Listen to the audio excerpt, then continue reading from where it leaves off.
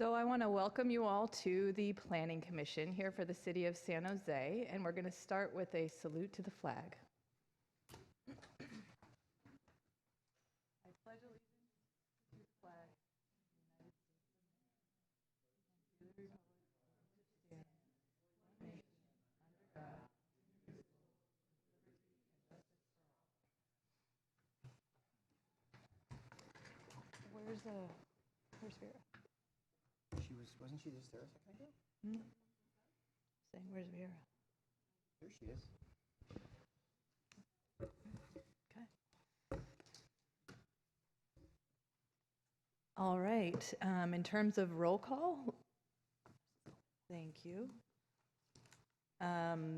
We have Commissioners Griswold, myself, Chair Ballard, Commissioner Caballero, and Commissioner Yesny. Once again, all the ladies are on time, so thank you to the lady commissioners. Hopefully the men will be arriving soon. At this point, can we go ahead and roll the recording?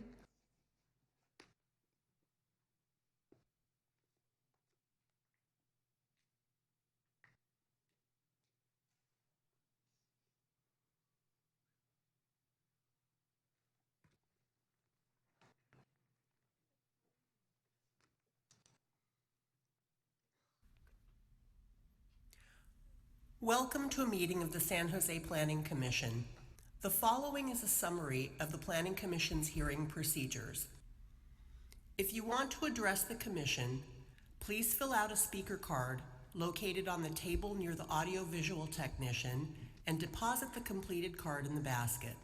There are also speaker cards in the back of the chambers and at the side entrance. The procedure for this hearing is as follows.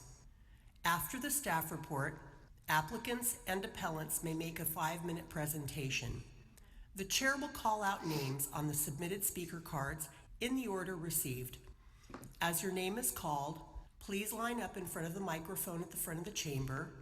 Each speaker will have 2 minutes. Speakers using a translator will have 4 minutes. After the public testimony, the applicant and appellant may make closing remarks for an additional 5 minutes. Planning commissioners may ask questions of the speakers. Response to commissioner questions will not reduce the speaker's time allowance. The public hearing will then be closed, and the Planning Commission will take action on the item.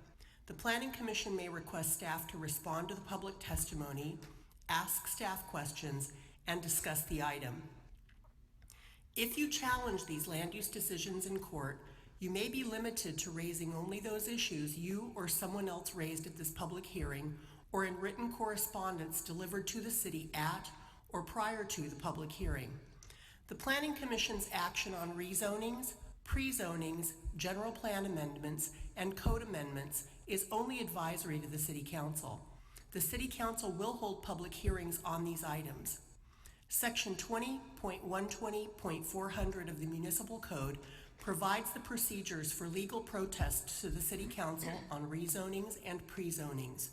The Planning Commission's action on conditional use permits is appealable to the City Council in accordance with Section 20.100.220 of the Municipal Code. Agendas and a binder of all staff reports have been placed on the table near the door for your convenience. Thank you. Great. So again, welcome, and I wanted to reiterate one point, and that is for those of you who have driven here today, there is a parking validation machine at the top of the stairs in the back. If it is after 8 o'clock, the machine probably won't be there anymore, but that's okay because after 8, the gate will go up and you don't need your parking validated at that point. So don't be afraid if you go up there and there's no validation machine. If it's after 8 o'clock, you'll still be able to get out. I'm told just move the cones. I also, excuse me, wanted to note that Commissioner Allen has arrived. And we're going to move into agenda item number 2, which is public comment. This is the agenda item where if you'd like to speak about items that are not actually agendized, this is the time to do that. And I have one speaker request for that, and that is Brian Darby. So could Brian come up?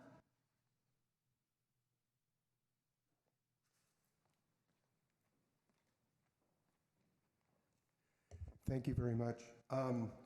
And I just want to, as you're making your decisions, one of the most sacred things that you do here is you give people homes. We all want a home. We all need a home.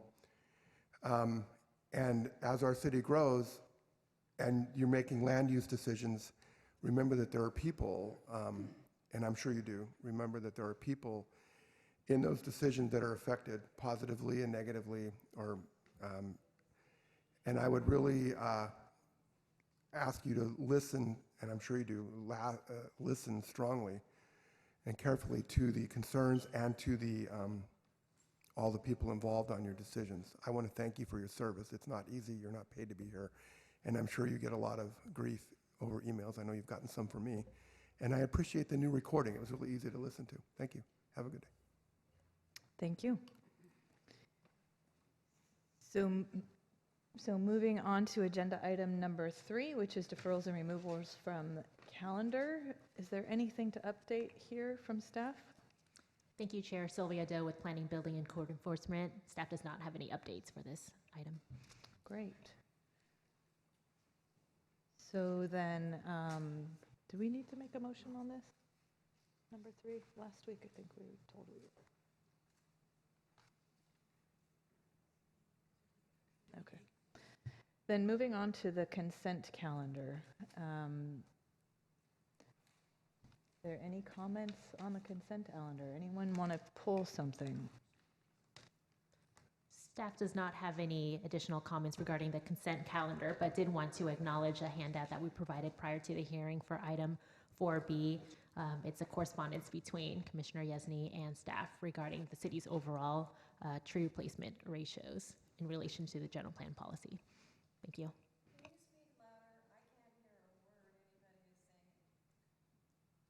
Okay. There's a request to speak louder. We'll make sure that we're speaking into the microphone. I have Commissioner Allen who'd like to speak. Yes, Chair. Could I please request to pull item 4B? All right, request granted. Anything from anyone else? All right, is there a motion on the consent calendar? Motion. Okay, motion by Commissioner Caballero, second by Commissioner Oliverio, which will also note that he has arrived. Any discussion on the motion? All right, let's go ahead and vote. Oliverio. Caballero.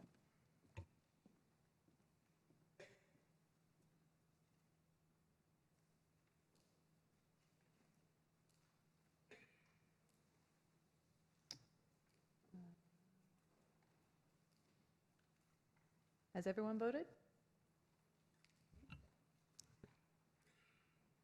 All right, there we go. Motion passes. Thank you, unanimously with Commissioner Bonilla absent. Then moving on to the agenda item that was pulled, that would be 4B. Staff, do you have a presentation? Yes, thank you, Commissioners. My name is Rhonda Buss with the Planning Division. The project before you for consideration is to adopt a resolution approving a conditional use permit to allow the demolition of all buildings and structures, including a single-family house, truck wash, print shop, tire shop, shed, and structures including billboards, fencing, canopies, tank, and wall, except the wall along the westerly property line of the site, the removal of 8 ordinance-sized trees for the construction of an approximately 64,735 square foot, 116-room hotel, and an approximately 2,880 square foot car wash on an approximately 2.66 gross acre site. The project has an envisioned San Jose 2040 general plan designation of combined industrial/commercial, and the project is consistent with the combined industrial-commercial designation, as the hotel and car wash are commercial in nature and provide a buffer between the residential uses and Oakland Road. This project is also within the combined industrial-commercial zoning district.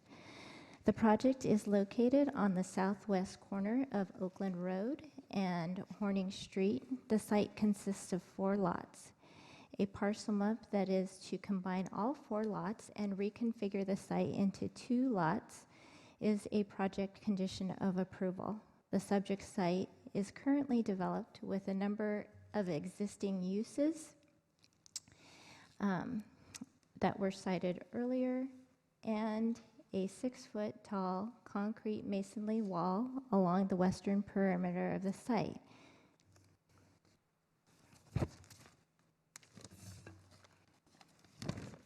The buildings on the site were constructed between 1900 and 1967. All of the buildings and structures except the wall along the westerly property of the site are to be demolished. Construction of the hotel and car wash would enhance the area, as the project would create new jobs, provide area residents with a convenient service, and it is anticipated that the new businesses would provide the city more revenue than the existing businesses. New customers would be attracted to the site, and the more modern building designs would enhance the neighborhood. Currently, portions of the site are lined with chain link fence and slat gate with razor wire, emanating an inhospitable feel. The new project design projects a more neighborly feel, with the hotel oriented towards both Horning Street and Oakland Road, designed to be away from the residential uses. The existing truck wash occurs in the open, and the new car wash occurs within an enclosed building, except for the vacuuming stations, which are located outside. The concrete masonry unit wall at the westerly portion of the site would help with separation of use and noise, and a 12-foot landscape buffer would be provided at the residential property line. Additionally, the car wash blowers would be required to include foam and baffling through measures in the resolution, which would reduce the noise below the City of San Jose standards. Additionally, the project includes landscaping, which enhances neighborhood livability. As outlined in the staff report, the project conforms to several general plan policies related to commercial lands, as well as those regarding business growth and retention. It also conforms to the city's municipal code and residential guidelines. A community meeting was held on February 21st, 2019. 3 people were in attendance. 2 people were in favor of the project, and the 3rd person was there to find out what the project proposed. Additionally, staff received letters from 4 members of the public on this project.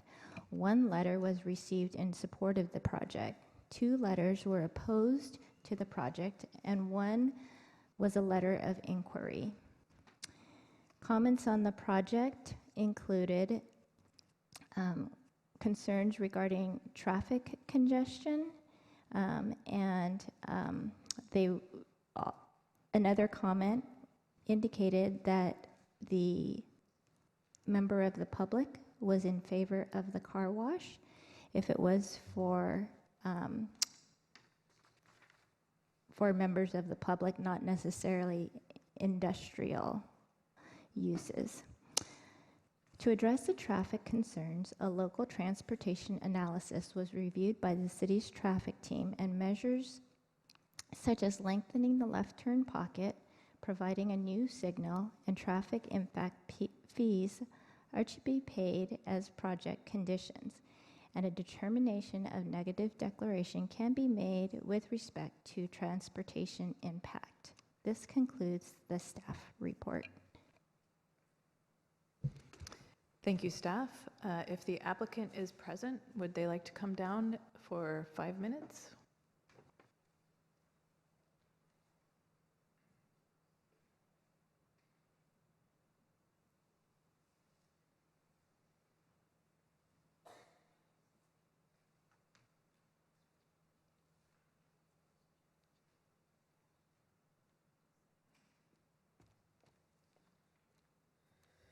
Hi, good evening. I'm Matt Gingery with Bay West Development.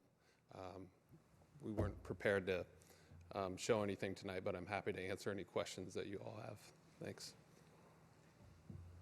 Do the commissioners have any questions for the applicant? Not for Matt at this time, no. Okay. I guess you can sit down. Commissioner Oliverio. Thank you, Chair. Do you agree with the planning staff's recommendation? Yes, we do. Great. I'd like to make a motion to approve. Great, thank you. There's a motion to approve and a second. Second by Commissioner Griswold. I don't have any speaker cards on this item, so I guess I'll go ahead and close the public hearing. And now are there any questions? There are. Commissioner Allen. Thank you. I just have a quick question for staff, and it relates to the City Council policy regarding drive-through uses. So referring to page 11, I want to say, of the PDF of the staff report, 11 of 19. I'm so sorry, I'll be speaking up, I apologize. Item 11, or number 11 underneath that policy is location, and item C under that is buildings with drive-through facilities shall be located within a minimum separation of, with a minimum separation of 500 feet from any structure containing a drive-through facility. So for a little context, and you can probably help me out here in clarifying this, no less than maybe 2 years ago, we did recommend, and I believe the council approved a project on basically across the street from the hotel portion of this project that includes 2 drive-through uses in the same site. Granted, that site, I'm guessing, perhaps we hadn't approved it or it hadn't been approved by the council yet. The entitlements hadn't been approved at the time that this application came in, so I'm guessing it doesn't apply, but I've walked that neighborhood physically and I've checked it out on Google Maps, and I don't know if it's 501 feet, but the drive-through use here and the car wash drive-through use here is pretty darn close to 500 feet from those other uses. So I'm just guessing that it was only approved and that that's not referenced in the analysis below as to how this meets that specification. I'm guessing it's because the project across the street had not been entitled at the time that this project came to the city or was reviewed. But if you could give some clarification there, because there's nothing in the analysis that says how it meets that standard. So maybe it exists somewhere else, and it was very late, and I was reading a very long packet, and I missed it. But if you could just clarify that for me, I'd really appreciate it, because I have a very hard time approving this project with that drive-through use there, regardless.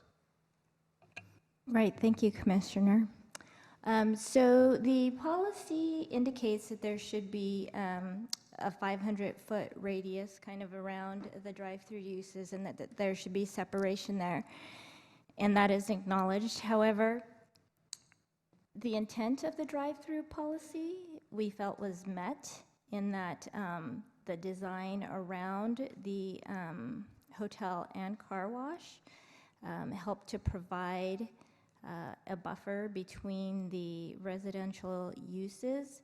Additionally, the project across the street that was mentioned, file number PD 16-027, was approved on 5/8/18, and that there were 2 car washes on that site.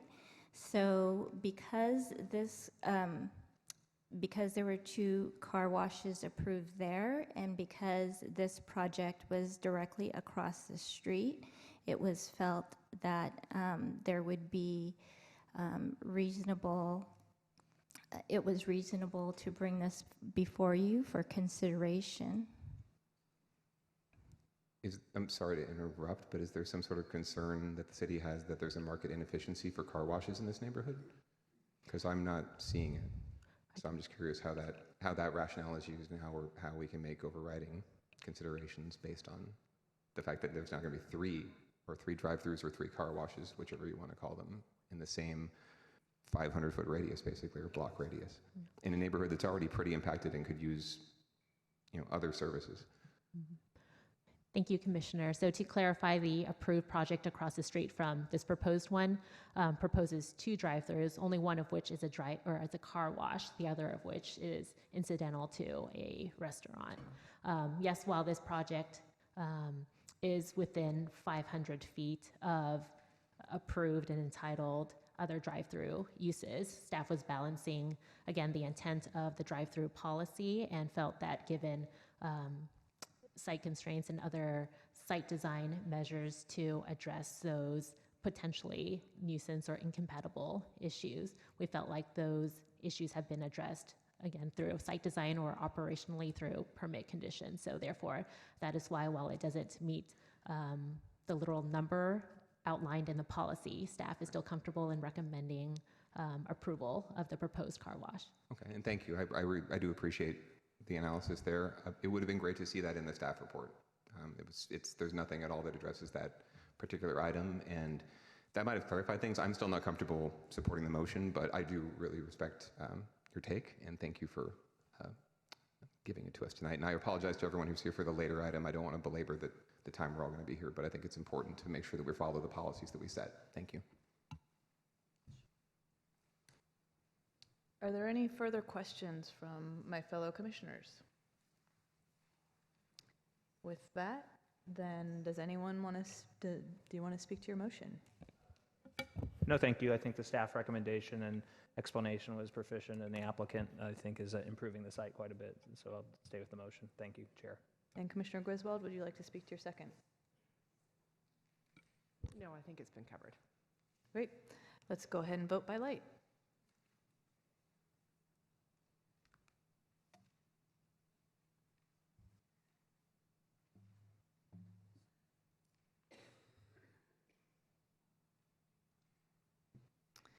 Motion passes 4-2. So going ahead and moving on to the public hearing, number 5. We're going to go to 5A. Staff, do you have a report for us? Thank you, Chair. Aparna Ankola from the Policy and Ordinance Team, Planning Department. The item before you is a proposed amendment to Title 20 of the San Jose Municipal Code to specifically align with new California state law requirements for ADUs that require local jurisdictions to conform to the 4 bills that were signed in October 2019.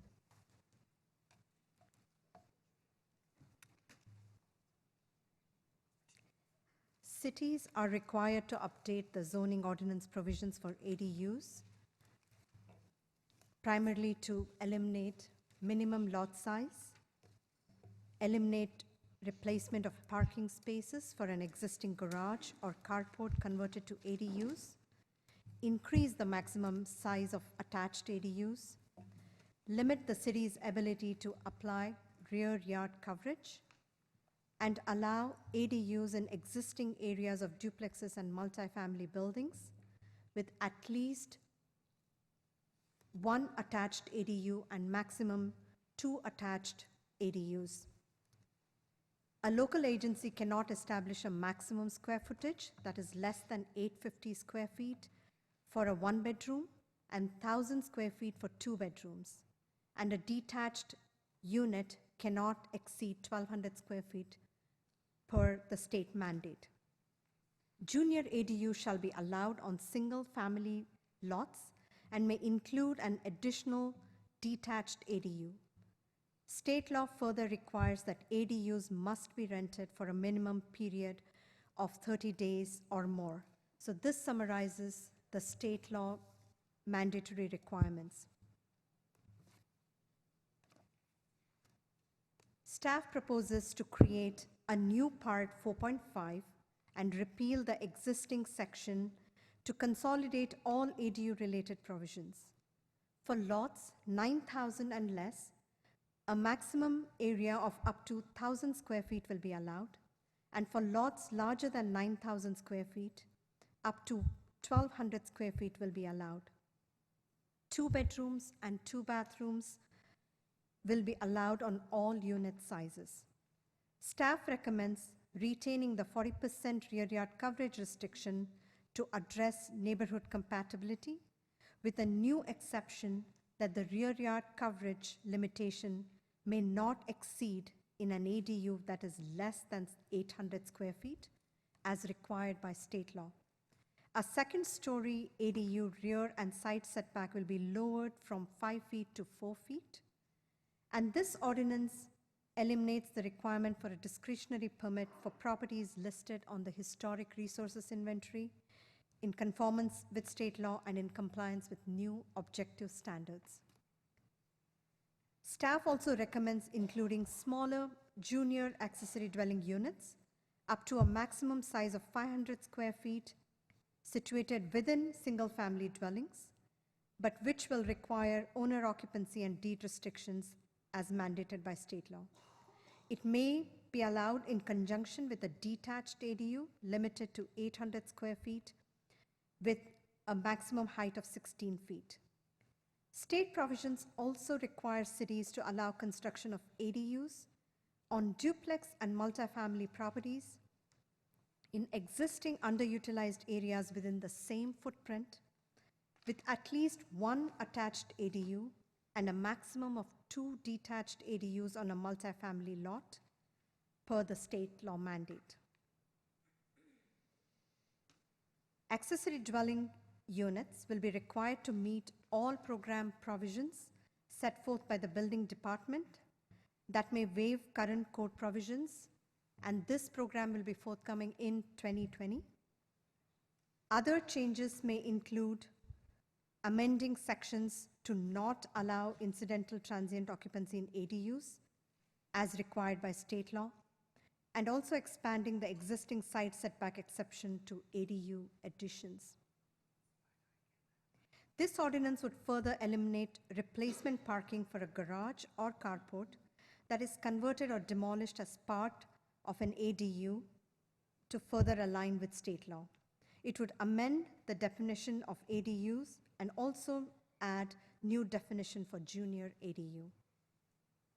Staff would like to note a correction on revised page numbers 16 and 25 of the draft ordinance in front of you this evening that relate to additional changes for zoning district and junior ADU sections. Page 6 of the staff report, also in front of you, indicates that the distance is measured from the front property line and not front facade. Staff conducted a focus group meeting and community meeting to review the proposed changes. The attendees were generally in support, and staff received comments earlier this afternoon from Matthew Gelfand and will now provide additional information. Thank you. This is Martina Davis, Supervising Planner with the Ordinance and Policy Team. I'm just going to address the letter that was sent to the Commission and staff this afternoon by Californians for Home Ownership, raising some concerns about 3 items in our draft ordinance, and I will address them in order.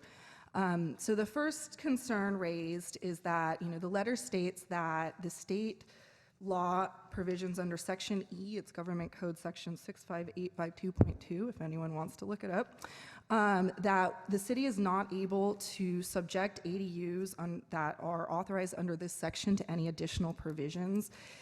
So what that interpretation would mean that a detached unit that's less than 800 square feet would be subject to absolutely no development standards other than it can be no more than 16 feet tall. This was an area where we weren't clear if that's really what the state law said, and so staff actually contacted staff at the Department of Housing and Community Development directly to discuss this, and we did discuss this very provision and how to interpret it. Staff at HCD, who are the staff who are working on drafting guidelines for cities, advised us that cities could still adopt local ordinances that applied additional development standards as long as they weren't in conflict with Section E, which says that cities must allow at least 800 square foot ADUs that are 16 feet tall. And this letter, the interpretation in this letter is otherwise. At this point, staff is recommending going with the direction we received from Housing and Community Development on this issue. We will be fully transparent that everybody, including Housing and Community Development, is working to understand how to apply some of the provisions of this state law. It was 3 different bills that came together in one, and so there's still some areas where everyone's essentially trying to figure it out. And so we do expect it is likely that we are going to have to come back later to make some changes as we get more guidance from the state, particularly as it pertains to ADUs on multifamily. But at this time, staff is recommending no changes to that section of the ordinance because we believe it is in conformance with the state law pursuant to our conversations with Housing and Community Development.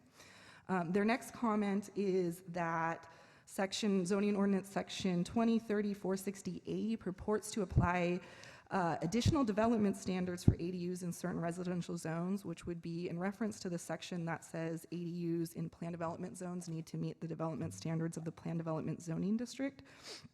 Practically speaking, that's currently in our ADU ordinance, and we haven't found it to be an issue where those development standards are out of conformance with the limitations of what cities can apply to ADUs. However, that said, this comment given, we thought about it, and we think that there may be plan development zones out there that are inconsistent, and the intention of the state was to allow an ADU on any single-family lot. And so we do think that HOAs have actually probably stopped them from even getting to us, so we haven't identified them yet. That being said, HOAs are now prohibited from stopping ADUs coming from us. So we are recommending a change to the zoning language to just state that if a property is zoned plan development that authorizes single-family residences, they may build an ADU under the ADU provisions within this chapter. And then the third point raised by this letter is that they mentioned that junior ADUs under the new state law will no longer be required to have an interior connection to the primary dwelling.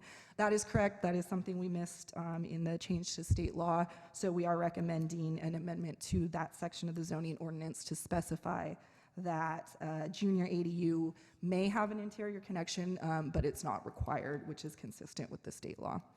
And this concludes staff report. We're happy to answer any questions. Thank you, staff. I don't have any speaker cards on this issue, so I'm going to go ahead and close the public hearing. And I have a request to speak by Commissioner Oliverio. Thank you, Chair. I'd like to make a motion to approve the staff recommendation along with the amendment on the junior ADU. Motion to approve. Is there a second? Second. A second by Commissioner Caballero. Just one thing. I am actually seeing more changes than just one. So I'm seeing changes to page 16 that were distributed to the ordinance, changes to page 25, and then let me see. Is the last one that I got, there was a third one. Is that to the staff report or is that to a resolution? That's the staff report. Okay, so it's the first two. So it would be the changes distributed by staff to pages 16 and 25.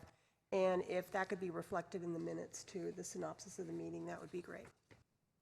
Does the motion require modification? Yeah. Yeah, I just would like to incorporate the comments made by the city attorney regarding the modifications made to the draft ordinance. Thank you. And is the seconder of the motion okay with that? Yes. Great. Next is Commissioner Yesney. Thank you, Madam Chair. This is why I'm never going to be an early adopter of anything. But I do have 2 minor questions. The reduction in the time which the city has to act on an ADU is being reduced from 120 to 60 days. Until they do what? Since we're getting rid of the ministerial requirements, what is acting on? Building permit? Correct. So they are required to receive a ministerial building permit. So the city must act on the building permit within 60 days.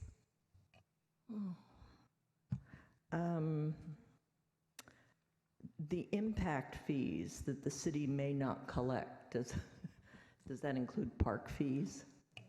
Correct. Yeah. So the only impact fee the city collects for ADUs is park fees. The other fee that the city doesn't directly collect but is required to ensure is paid before issuance of a permit is school fees.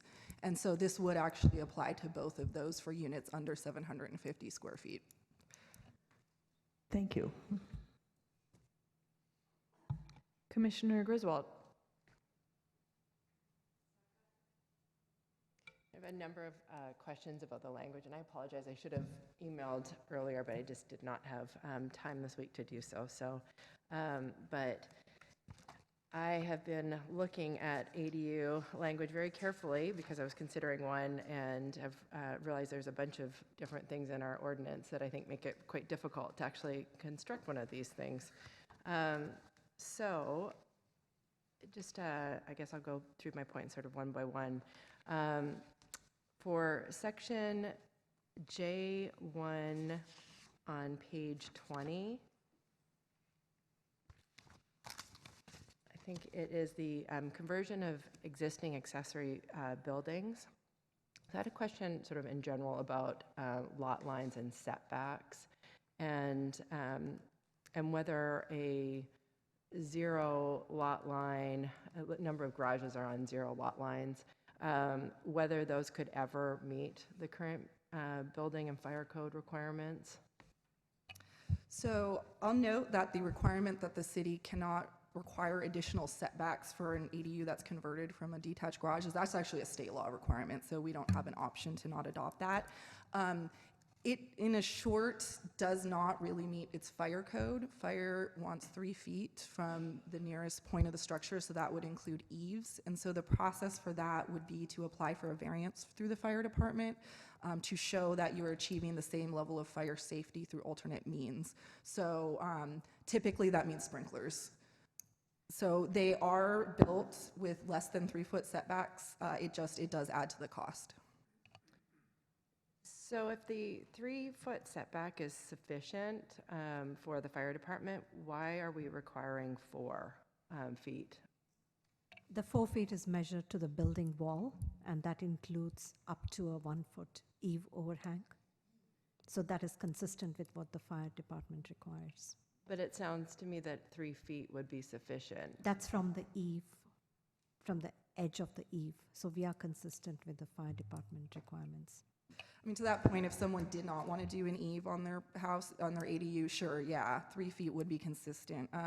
The reason we're recommending 4 is because it's very typical for eaves to be an exception, and so people always assume when they read the 3 feet that then eaves go into it. Causes a lot of consternation when people design something and find out that they can't do it. And frankly, the fire department's perspective is kind of more space they have to get around the unit, the better. So that is our recommendation. That said, 3 feet to anything including eave would be not inconsistent with what the fire department looks for.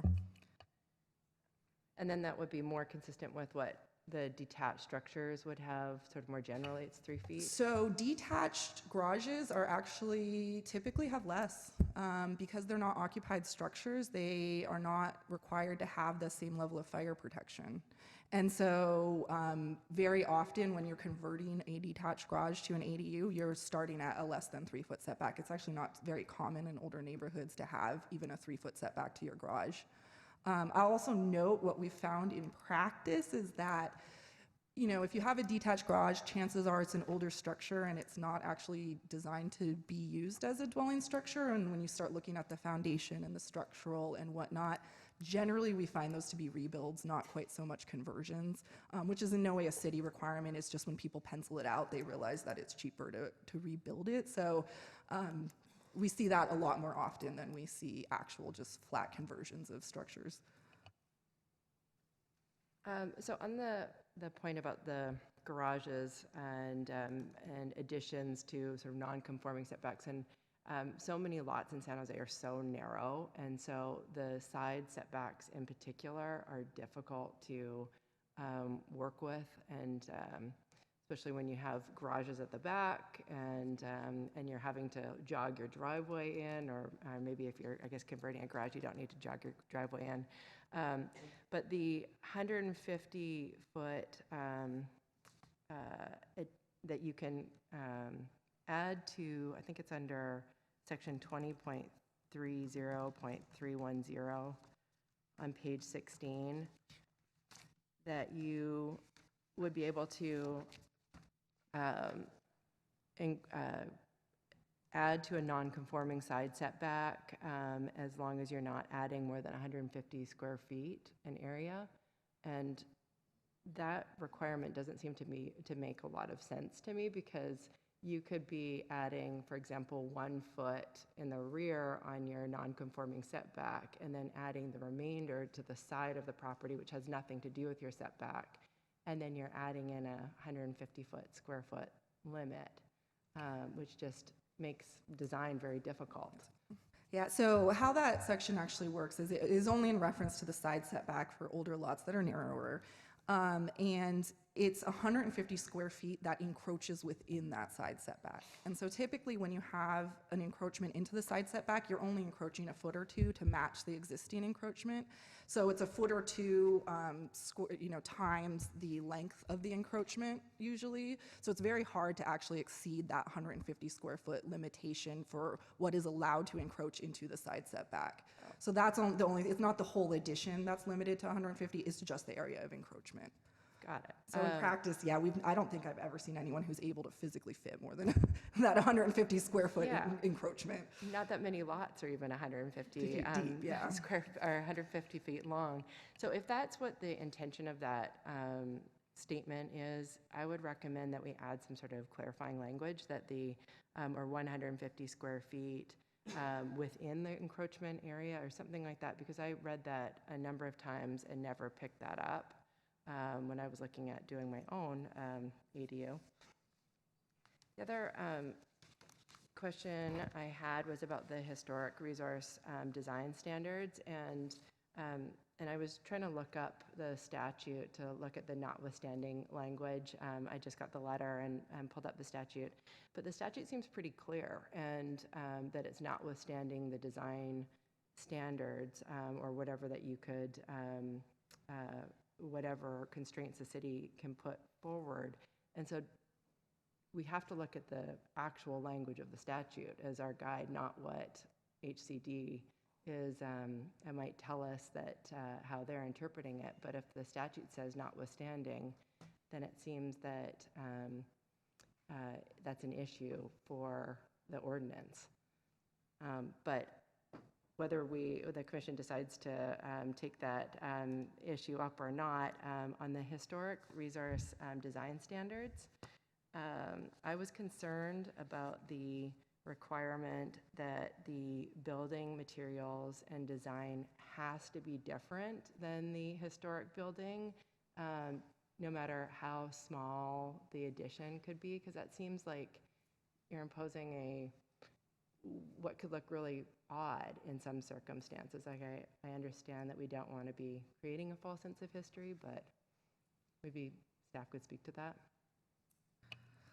Yeah, so that was a recommendation of our historic preservation officer, and kind of one of the concerns is that given our limitations and what we can apply, we need to kind of have standards that are a catch-all. Yeah, if you have recommended language on kind of how to parse that for maybe a small addition that could match, but definitely you're right, the concern is creating a false sense of history with an addition that kind of is really matchy, so you can't tell where the original structure is and then where the addition starts. And so therein lies that's where that standard does come from. I mean, I might suggest saying that that there's a recommendation that it shall be different, and then that way it's something that at least it can be discussed. But if you create a bright line rule, I think that you're going to have more things that are that look really odd in a neighborhood, as opposed to maybe complement the structure.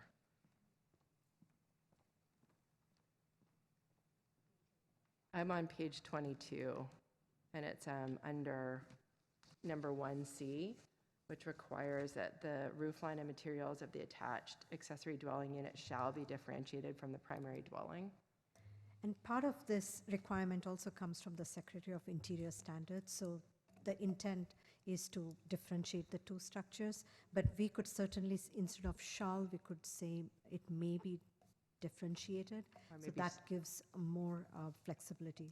or strongly encouraged? Yeah, the problem with language like may and strongly encourage for something that's ministerial is that we can't apply that. It is entirely meaningless to just say may, because if someone says, well, I choose not to, then may means absolutely nothing in this context of a building permit that has to either meet the criteria or not. So we did err on the side of, I guess, being stricter in conformance with the Secretary of Interior standards and historic preservation standards. Now, we don't state kind of what different means, so, it could be differentiated in ways that aren't so jarring. So perhaps we could work with the language in that way to kind of more parse out what different means. That would be my recommendation on how to address that. Because I definitely I see the point. Someone could do something completely bizarre based on this language. The other thing I will note is, practically speaking, again, we've found that people who are building these on historic homes tend to be very sensitive to the character of the historic homes. So we're not horribly concerned that someone would do something awful, but yeah, it does leave it open. I think it leaves it open either way, though, is, either you require it and there's instances where it doesn't necessarily look that great, or you don't require it and there's instances where people kind of do something that they shouldn't do. I think this is going to be my last point on the ADUs, but I'm on page 23, K5A, and again going to setbacks, but this one is about the balcony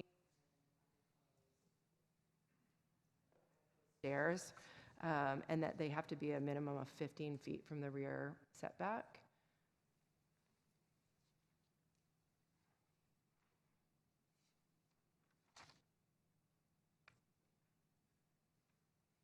Actually, I'm sorry, it's page 20. Let's see, that's not the right one. It is K5A, yes, K5A, second story balconies, unenclosed entry landings, and decks shall be a minimum of 15 feet away from the rear and side property line.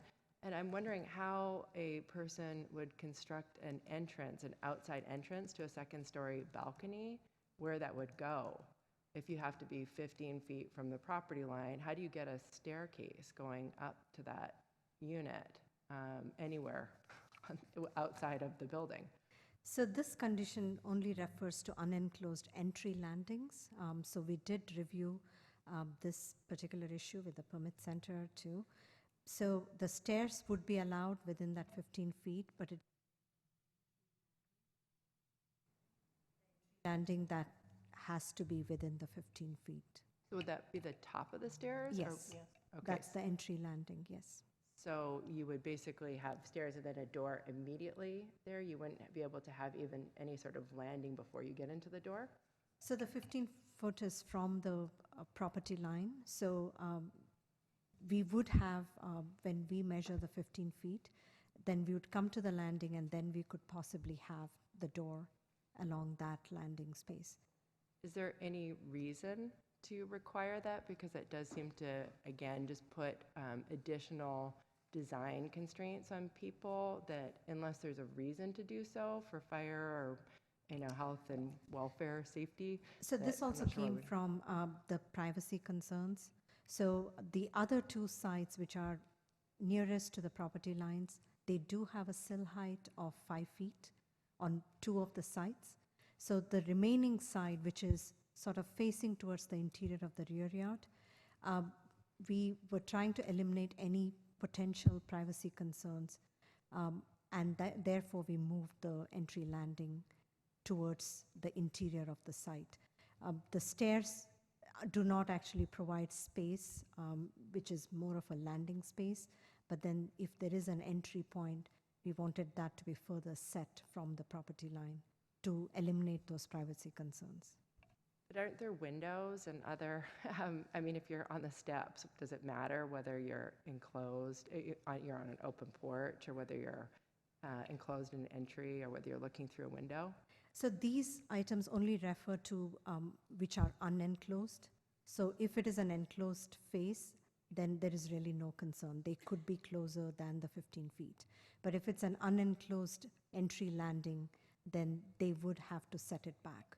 But they could always provide a fascia or a projection along that side and enclose that area too.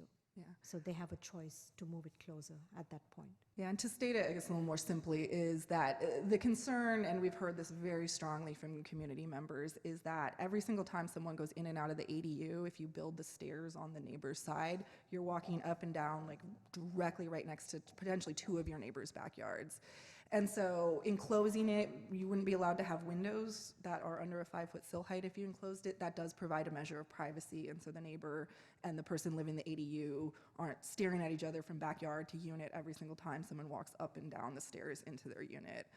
So that is what this is attempting to address. And in short, what it's kind of saying is, hey, if you're going to have unenclosed stairs, put them on your side of the backyard so that your tenant's kind of looking down on your backyard. Don't impose that on your neighbors. Makes sense. Right, that's the remainder of my questions, and I guess I don't know if I can propose that we adopt a 3-foot setback throughout, but put that forward to my fellow commissioners. I'll go ahead and let Commissioner Oliverio respond to that. Yeah, I'm happy to take any of your suggestions, not in the motion, but to make it as part of the staff's report to City Council so they can decide, because I think there's two things to weigh. Really getting into the level of detail, and B, the city has to approve this ordinance based on the state legislation that is passed. So I'd like planning staff to take in all those comments you've said, produce their comments maybe to the City Council, and then have City Council decide, do they want to take up more time to go into that detail, or do they want to just get it implemented so more houses can be built, which is ADUs can be built, which is the intent of the legislation. Would that be okay with? Yeah. Okay. Yeah, and I apologize, I forgot to mention, there are certain areas where the state mandates a 4-foot minimum setback. For example, detached ADUs on multifamily properties are required to maintain a 4-foot setback per the state law. So 4 feet was also partially to just be consistent across the board. So it wasn't 3 feet, 4 feet, 5 feet, depending on what you're doing, it's just 4 feet across the board.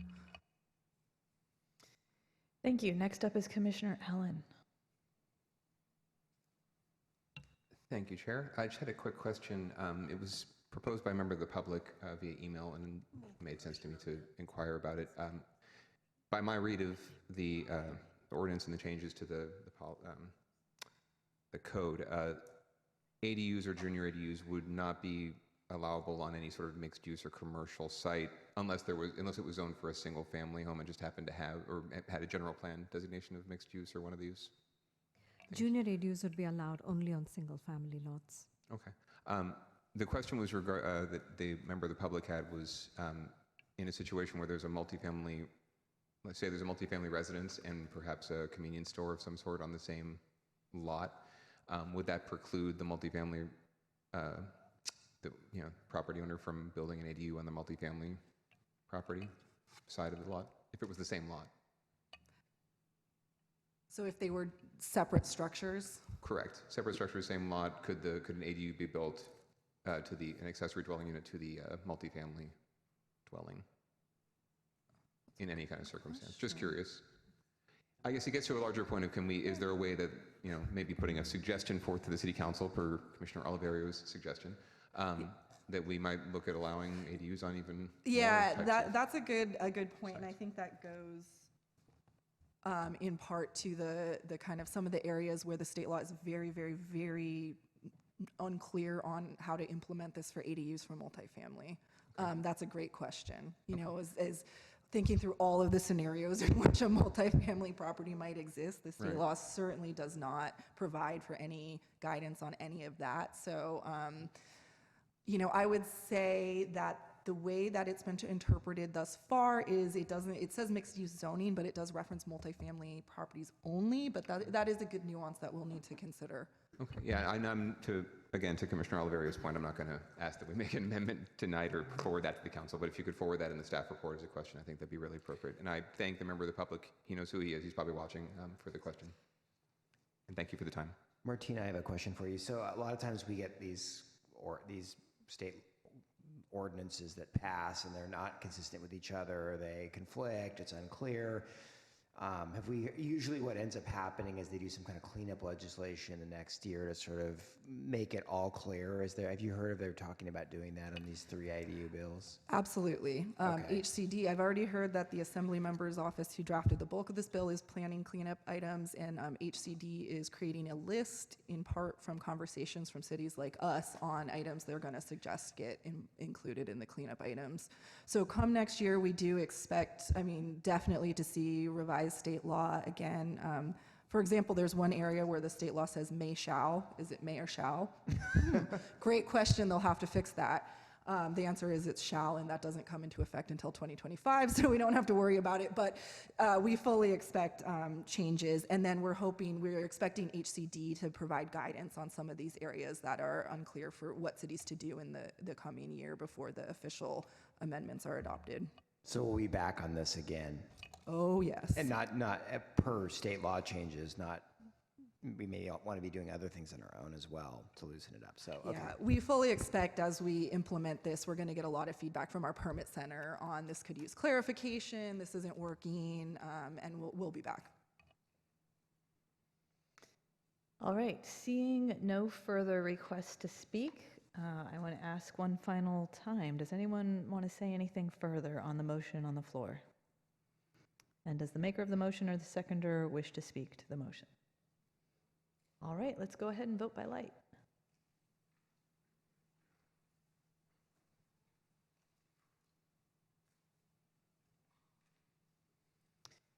All right, motion passes with Commissioner Bonilla absent. So we are ready to move on to item 8B.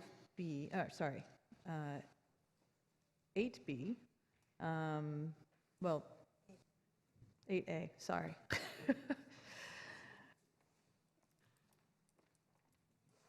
And so we're going to start with a staff report, then we'll ask the applicant to come up and make a presentation. I wanted to note that we have a lot of speaker cards. Everyone who has submitted a speaker card will get 2 minutes. What I'm going to do once we get to that portion of the agenda is I'll call 3 people up at a time so that you can queue up and we can make sure that we're cycling through folks pretty quickly and can go through this item fairly quickly and respectfully. And so with that, I will go ahead and open it up for staff to give a presentation. Thank you. Good evening, Chair and Commissioners. Stephanie Farmer, Planner and Project Manager from the Planning, Building, and Code Enforcement Department. Before the Planning Commission this evening is the Winchester Ranch project, consisting of a general plan diagram and text amendment to change the land use designation and text of the Santana Row Valley Fair Urban Village Plan, a plan development zoning, a plan development permit, a vesting tentative map application to allow the conversion of the existing mobile home park into a multifamily residential development. This multifamily residential development would consist of 687 residential units, 320 of which will be condominiums. The remaining 367 residential units are rentals. Some of the flat units will be made available to current mobile home owners and tenants who choose this option as their replacement housing. In order to accommodate a multifamily residential development, the project includes a general plan land use change from residential neighborhood to urban residential, which allows for residential development at a higher density. This change in land use also requires an update to the Santana Row Valley Fair Urban Village Plan for consistency and to further accommodate an increase in density by increasing the allowable height and the height transitions for the area. Additionally, updates included adding pedestrian connections and amenities as outlined in the provided plan set, such as a publicly accessible paseo and a public neighborhood park in the northern part of the property. Even though the project site is located within the Santana Row Valley Fair Urban Village, the project does not include commercial space for a number of reasons. The site is an odd shape with limited viable street frontage along Winchester Boulevard and is further limited by the proximity of the historic Winchester Mystery House. Furthermore, most of the site is behind the Winchester Mystery House and the future development of the Santana West office project. The main access of the site is off of Olson Drive, which terminates at the project site, and the site is adjacent to an established single-family neighborhood with established disconnected streets. Based off of these reasons, staff is in agreement that the site is too isolated and does not make the best sense for a mixed-use or commercial project to proceed forward. Community outreach was conducted in accordance with the City Council policy on public outreach and noticing and the mobile home conversion ordinance. 2 community meetings were held by city staff. Staff has developed a website hosting up-to-date project details and has mailed individual packets to each resident on site that includes the staff report and the draft relocation impact report. For several years, the applicant has met monthly with the mobile home park residents in addition as well. Staff has received letters of concern from the adjacent single-family neighborhood about the possibility of opening up the neighborhood streets known as Kirkwood, Olson, Rosewood, and Maplewood with statements to keep these streets closed. In summary of the community meetings that staff held, comments consisted of park programming inquiries, park lighting and security issues, tree preservation, proposed density, traffic and parking concerns, and inquiries about replacement housing. At the time of the replacement housing inquiry, the agreement was not signed yet, and the planning development permit was not on file yet for review. Now the project has incorporated a plan for relocation and purchase assistance as described later in this report. The agreement also features details on the requirement of each replacement housing units, such as each unit must have 2 bedrooms and be at least 1,200 square feet with elevators and accessible parking, things like that. As proposed, the project does not include the opening of the previously mentioned neighborhood streets. Additionally, the development standards include a statement that development shall remain closed to vehicle access. The proposed park is approximately 2 acres and will feature lighting consistent with city policies. The applicant will continue to work with the Parks Department to fully develop the neighborhood park. Staff has provided an updated correspondence with hard copies available about the number of trees to be removed and the number of planting to be provided to provide clarity from the staff report and the environmental impact report. The project would remove a total of 550 trees. The trees proposed to be removed are located either within the proposed building footprint, within the park area, or within necessary driveways.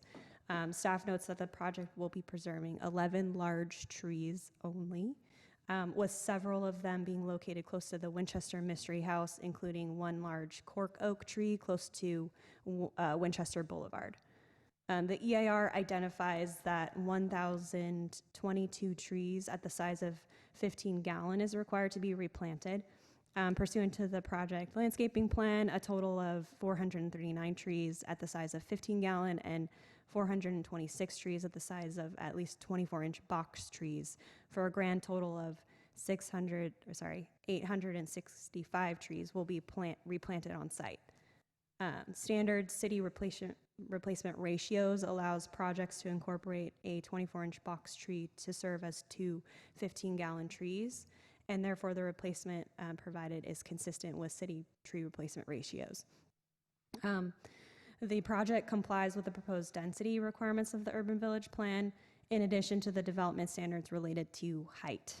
The impact of the building scale relating to the adjacent Winchester Mystery House was recently reduced to cater to the setting of the historic landmark. The project meets and exceeds the parking requirements for a multifamily development. And as described further in the EIR for the project, traffic impacts were determined to be less than significant level. David Keon, Principal Environmental Planner, will provide a brief update on the Environmental Impact Report. Good evening, Chair and members of the Planning Commission. David Keon, Principal Planner. So this project prepared a draft environmental impact report, which was circulated for public review from August 30th to October 15th, 2019. The city received 18 written comment letters during the public comment period. Comments were submitted by 12 individuals and agencies, including the San Jose Historic Landmarks Commission, the California Department of Transportation, California Department of Toxic Substances Control, Santa Clara Valley Transportation Authority, the City of Santa Clara, and the Stevens Creek Advisory Group / Winchester Neighborhood Action Coalition. A first amendment to the draft environmental impact report was prepared. This provided responses to public comments submitted during the public comment period and revisions to the text of the draft EIR. This first amendment, together with the draft EIR, constitute the final environmental impact report for the project and is included with your packet. David, can I interrupt you and ask you to move a little closer to the mic? Okay. So the EIR found that the project would result in significant and unavoidable impacts due to changes in the historic setting of the adjacent Winchester House and construction noise impacts on adjacent residences due to the length of construction. In addition, the EIR identified significant impacts from construction air quality, nesting migratory birds, hazardous materials, all of which would be reduced to a less significant impact with mitigation measures identified. The EIR also evaluated several project alternatives. These include a no project, no development alternative, which assumes essentially the project remains as is, a no project existing residential neighborhood general plan land use designation alternative, which assumes that a new project is built that's consistent with the site's residential neighborhood general plan land use designation, which is essentially development at about approximately 8 dwelling units to the acre. A single-phase construction alternative, which would have the entire project developed in one phase instead of 2 phases as currently proposed. And this would be in order to reduce the time period of exposure of neighboring residents to construction noise. In addition, the EIR evaluated 3 preservation alternatives to reduce impacts to the Winchester House, and these include an alternative that relocates the podium apartment building, which is the 7-story building located on the eastern portion of the site. This alternative would reduce the height of the buildings adjacent to the Winchester House grounds and relocate the podium apartment building to the west, more into the center of the site. There is also a relocation of an alternative to relocate the podium apartment building south of its existing location, increasing the setback between that building by approximately 25 feet. This would essentially be in the same location, except for the same location as it is accepted to be more to the south. A third preservation alternative has the reduced height of the podium building that would reduce the height of the 3 easternmost fingers, for lack of a better word, that are adjacent to the Winchester House grounds, reduce these down to a maximum of 4 stories in height in order to reduce the massing of the building at the locations adjacent to the Winchester House. As discussed previously, since public circulation of the draft EIR, the applicant revised the project to a design similar to the consistent with the reduced height of the podium building alternative by reducing the heights of the 3 easternmost fingers, removing 2 of them and reducing 1 down to 4 stories, and increasing the height of the westernmost portion of the podium building in order to remove the massing from the locations adjacent to the Winchester House. This is the redesign currently in the packet. This redesign was reviewed by the project's historic architect, Archives and Architecture, on November 6th, and also the city's historic preservation officer, who found that the redesign would reduce the project's identified impacts to the Winchester House setting to a less than significant level. I do also want to mention that this evening, or actually afternoon, the City of Santa Clara submitted a letter in response to our responses to the comments. There are comments they made on the draft EIR. This is included in the packet. These comments pertain primarily to the local transportation analysis and conformance with the Santana West settlement between the City of Santa Clara and City of San Jose. Department of Public Works staff will be here to address that. I'm going to give it back to Stephanie for the completion of the staff report. Thank you. The project also involves the first mobile home conversion to another use for the City of San Jose. Staff would first like to highlight the agreement before discussing the details of the conversion. The city has been provided a copy of a written agreement titled Agreement Regarding Mobile Home Park Conversion between the applicant and Winchester Ranch Senior Homeowners Association, dated June 25th, 2019. According to the agreement, the association was formed in 2013 to represent the interests of the park residents and has been elected and authorized to represent the park residents as a whole in regard to the proposed conversion. After meeting with both the applicant and the president of this association, the city was informed that the agreement was reached and executed after extensive negotiations between the applicant and the association over a 2 to 3 year period. The association was represented and still is by the Law Foundation of Silicon Valley throughout the negotiation process. The city is also informed that approximately 80% of the residents attended the association meeting and unanimously approved the agreement. Staff has met with the president of the association and the Law Foundation of Silicon Valley, and with that, the staff is of the understanding that they are in support of the agreement and for the project to move forward as proposed. In general, conversions of mobile home parks are regulated by both the state of California under the Mobile Home Residency Law, State Planning Law, State Subdivision Map Act, and by the city under the General Plan, Chapter 20.180 of the San Jose Municipal Code, and the City Council Policy 6-33 titled Conversion of Mobile Home Parks to Other Uses. As described in further detail within the provided staff report, the project substantially conforms to the city ordinance and the conversion policy, which further refines state law by providing specifics and clarifications on the requirements for a project's program of relocation and purchase assistance. The mobile home ordinance requires a finding to be made within the planning development permit that a satisfactory program of relocation and purchase assistance has been provided. For the purposes of this project, the agreement serves as the framework for the program of relocation and purchase assistance, which requires a relocation impact report consistent with state and local policies. The following are major highlights to this program as discussed in the agreement and the relocation impact report. The program offers 3 options for the residents to choose from. Option 1 could occur pre-entitlement, which offers residents a lump sum payment option of $160,000 to $170,000 for the mobile home unit. And then moving forward, that resident would then waive any further relocation assistance or benefits. The remaining 2 options would occur after project approval, which includes either off-site relocation or on-site relocation. Again, on-site relocation would occur within the flat buildings identified on the site plan. Both options require the assistance of a relocation specialist who has been designated as Paragon Partners. This relocation specialist will meet with every resident to create an individual assessment based on their specific needs.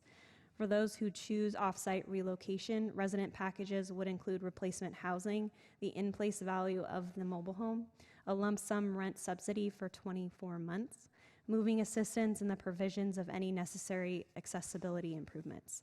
Lastly, for those who choose on-site relocation, resident packages would include the in-place value of the mobile home, on-site replacement housing for as long as they choose, with protections under state and local law, meaning that rent would remain the same and any increase would need to be consistent with the mobile home rent ordinance, moving assistance, and the provisions of any necessary accessibility improvements are also included. Next, per the agreement, the residents would be given 60 days notice of park closure and the commencement of demolition and construction. Moving forward, interim housing would be available to each resident who have accepted the offer for replacement housing on site. As described in the environmental impact report, the project will involve a multi-phase construction where the eastern side of the project will be developed first, and then the western side of the project will feature mobile home units for residents to occupy while the flat buildings are being developed. This would require some residents who live in the eastern portion of the site to essentially move twice, once into another mobile home unit on the western side, and then once again into a flat unit when it becomes available. The applicant will provide moving assistance with both moves. Therefore, staff recommends that the Planning Commission recommend certification of the Winchester Ranch Residential Project Environmental Impact Report and associated mitigation, monitoring, and reporting program, adoption of the general plan amendment, the general plan text amendment, the plan development zoning, the plan development permit, and the vesting tentative map to City Council. If staff has missed any large ticket items for discussions, we have additional staff here from the Housing Department, the Public Works Department, and the Environmental Planning Team, along with the applicant here tonight to help answer any remaining clarifications. Thank you. This concludes staff's presentation. Thank you to staff. And at this point, I want to invite the applicant down for up to 5 minutes.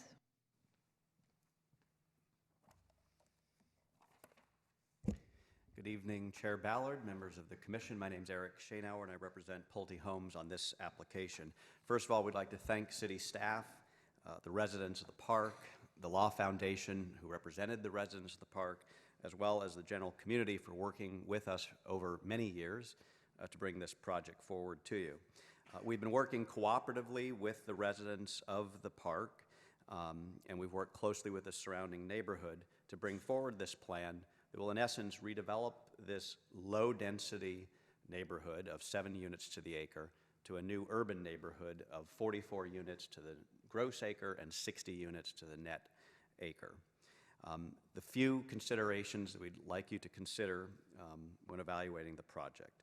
The first and foremost is that we've worked with the residents of the park, and we have an agreement, as staff has indicated, and the Residents Association supports the redevelopment of the park.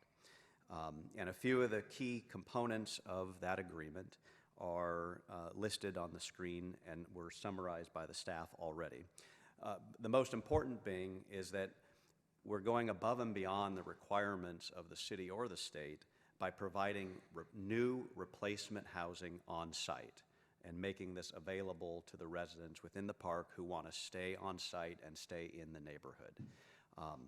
That is not required, but we think it's the right thing to do, and we've worked closely with the association to work out all the details of how that has to happen. In addition, we'll provide interim housing if there's a need to move during construction.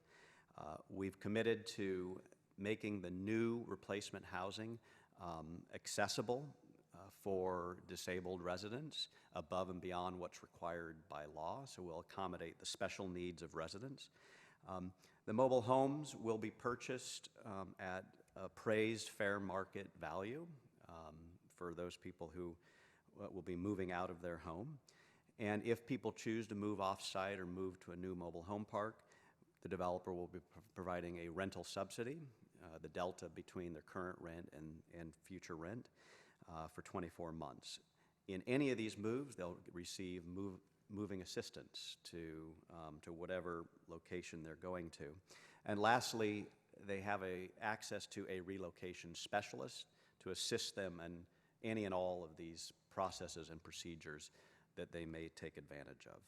So we really appreciate the work, the help and cooperation with the residents, and we think this is a model of how to do it right and to be respectful for the on-site residents and the transition. The component of that is phasing the project in a manner so that we can keep people on site. So as staff alluded to, the first phase of the project, which is highlighted in white, and the green buildings will be built first. And so if someone's home is in that footprint, we would move them into a vacant mobile home on the left. And then when the replacement buildings are built, which are the green buildings you see in a row, then they'd move from the mobile home into the replacement buildings. So we've thought through the logistics, and we think that the odds are very high that most everyone will be able to stay on site, although they may have to move twice, but they'll be able to stay in the neighborhood as we go through this process. The other key consideration is sensitivity to the historic landmark, the Winchester Mystery House. And so I want to go through this quickly. This is the original plan that we submitted, and you can see the 7 fingers of the apartment building on the far eastern end adjacent to the Winchester Mystery House. And the determination in the EIR was that there were too many 7-story components of the building close to the Winchester Mystery House. So the design team went back and we adopted a revised site plan consistent with the alternative that was proposed in the EIR, the reduced height alternative. So you can see this is the new site plan where most of the large podium now, or courtyards, open space courtyards, face the Winchester Mystery House. There's only one finger adjacent to the Winchester Mystery House, and it has been reduced in height to 4 stories. So this is a simulation of how we got there. Here's the original with the full 7-story height. These are the fingers that got moved, pulled off, shifted around, and then this is the final project. So you can see all of that bulk and mass that was so close to the Winchester Mystery House has been either removed or reduced to the 4-story element. And this is a close-up now of what the apartment footprint looks like. So with that, those are the 2 biggest issues on the project: taking care of the residents and compatibility with historic landmarks. When we come back after public testimony, we'll talk about the neighborhood connectivity, which is really exciting, and the neighborhood park. Thank you. Thank you. And Any questions? I don't see any questions from my fellow commissioners, so they may have some for you when you return. We're going to go ahead to public hearing. I'm going to call up, as I mentioned, 3 at a time, and I will likely mispronounce names, so please forgive me in advance. It looks like we have Mary Jo Pokriot, Brian Darby, and Alex Shore up first. As I mentioned, each person will have up to 2 minutes. Since we have quite a few speaker cards, I am going to be fairly strict about the 2 minutes, so it's nothing personal, and there should be a clock up there at the podium as well that tells you when your time is running out. So thank you. Good evening, Chairperson Ballard and Planning Commissioners. I am Mary Jo Pokriot, a 42-year resident of the Winchester Ranch Mobile Home Community and a board member of the Winchester Homeowners Association. The Winchester Ranch project you are discussing this evening there is a section called flats. These units are a direct result of negotiations with Pulte Group to provide replacement housing for the senior residents in our park. This means that residents living in our park can remain in the area, allowing them in some cases to live out the rest of their lives in San Jose. I believe this was a giant win for the senior residents and Pulte Group.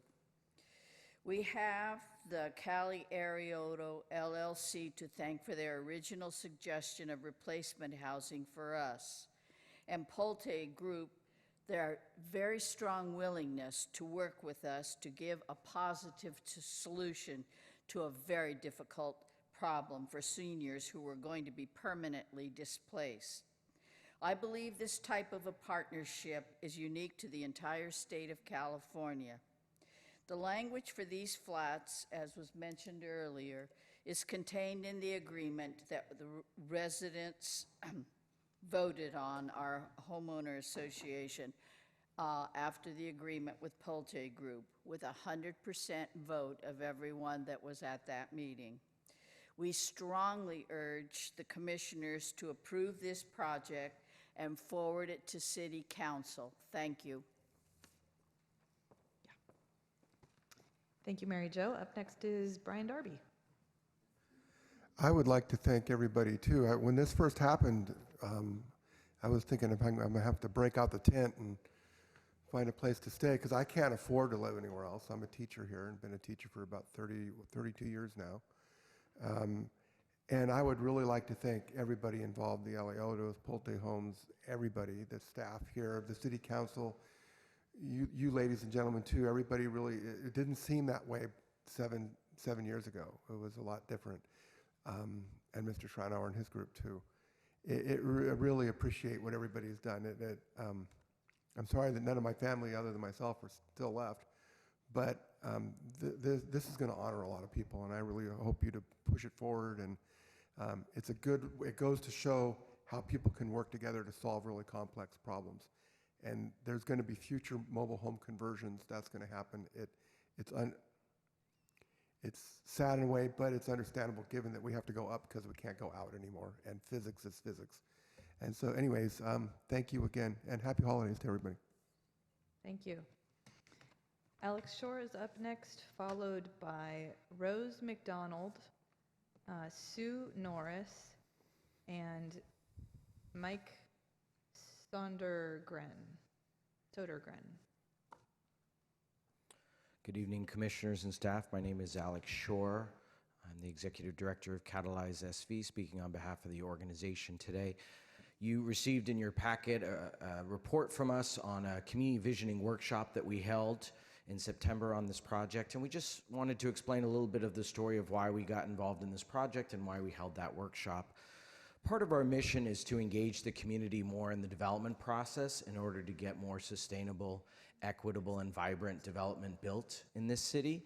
And we first and foremost wanted to ensure that the seniors who live on site were taken care of. And so until that legal agreement was signed, we stayed out of the process because that was of utmost importance. But after that, we did want to get involved because we thought there was a larger opportunity on this massive 16-acre site to have a conversation among the community on what would really benefit, in addition to the residents of Winchester Ranch, the larger community. And so you'll see in the packet that we put forward to you a number of themes that came out of that community meeting.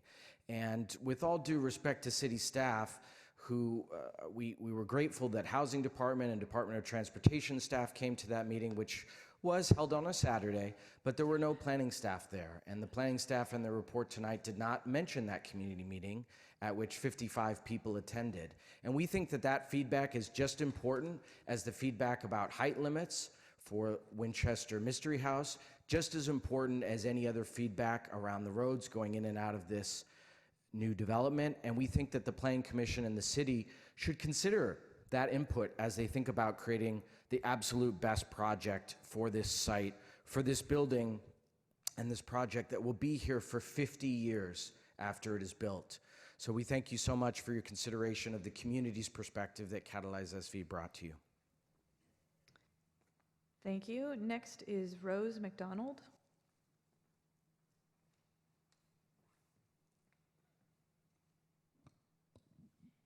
Hello, I'm Rose McDonald, and I'm a resident at Winchester Ranch Mobile Home Park. And first I want to say that the reports that were completed by the Planning Commission and the relocation impact report that Pulte Homes did were extremely thorough and well done, but I would like a deeper clarification of a couple of issues. On the Planning Commission report on page 11 of 42 pages in the second and third paragraph, there was two mentions of helping long-term residents of Winchester Ranch. I would like to know what the clarification of long-term residents, and does that going to qualify us or not qualify us for assistance and also in the home buyouts? So that was one thing. The other thing is that the report also said that there were homes that were sold for $135,000 to $170,000. That's about the amount of improvements that we put in our house that we bought in 2006. Now, when they do the appraisal, are they going to be looking at those improvements and maybe looking at receipts? I have them all. And I think that that should be incorporated into the value of the home. 100% in-place value is what I'm looking at, here. I have new windows, new ARC, furnace, water heaters, remodeled kitchen, bathrooms, handicapped accessible, flooring, shutters, earthquake bracing, et cetera, et cetera, et cetera. So basically, those are the things that I wanted to present. But like I said initially, the report's very well done. There's one thing that the relocation impact by Pulte on page 1363, it says that in attachment G can be found where there's been individual site appraisals have been performed, and there is nothing on that page. The information is totally missing. So when we get reports like this, we need to make sure that we have the security of what is actually going to be taking place step by step by step. Thank you. Clarified. Thank you very much. Sue Norris is up next, followed by Mike Sodergren, and then Carlin Black. Hi. My husband and I live on Rosewood, which we're at the very dead end that abuts the Winchester Ranch development. And I've got two concerns. First of all, I'm not sure there's adequate parking. I'm definitely not an expert in that area, so I don't want to say there's not adequate parking, but I have seen in other developments recently where parking overflows into the adjoining neighborhoods from developments. And I want to make sure that doesn't happen in our neighborhood. Currently, there's a fence at the dead ends of all of the streets in Winchester Orchard, the neighborhood that abuts Winchester Ranch. I'd like to either keep those fences or else somehow work with Pulte to guarantee that we're not going to have overflow parking in our neighborhoods, on our neighborhood streets. My other concern is we have two giant, beautiful sequoias at the end of our street. They're very old, they're magnificent. I see no reason to remove them. I'm not sure if they're on that list of 11 trees that are not going to be removed, but if they're not, I'm really hoping that Pulte will consider keeping them because they're just magnificent. Really appreciate the work that everyone's done. Pulte has done a great job working with my neighbors in Winchester Ranch, and I really appreciate that. And I hope to continue to see them work with Winchester Orchard. Thank you. Mike Sodergren.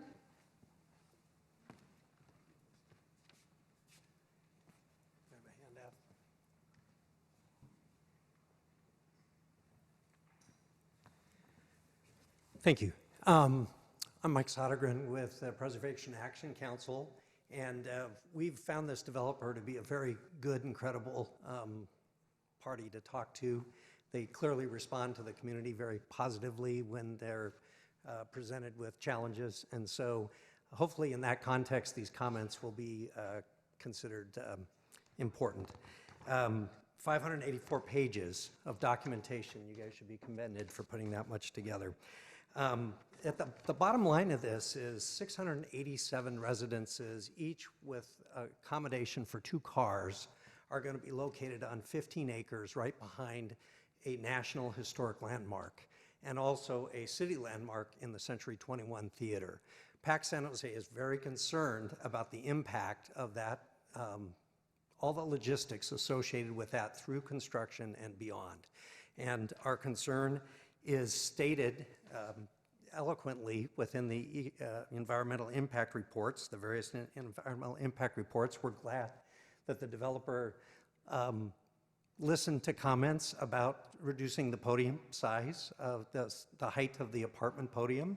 We would have much preferred that it be moved to the center of the project, 380 feet to the west, because whether it's 40 feet back or 15 and a half feet back or 70 feet back from the wall, the line of the Winchester Mystery House, that impact is going to be hardly noticed from Olson Drive. We are considerably concerned about the impact of the operational viability of both the Winchester Mystery House and, God willing, the restart of the Century 21 Theater as a theater. I'd ask you to consider the comments that I made in here that were drawn right out of the environmental impact report on the historic fabric of this project. But thank you. Thank you. Next up is Carlin Black, followed by Nadia Aziz and Kirk Bartan.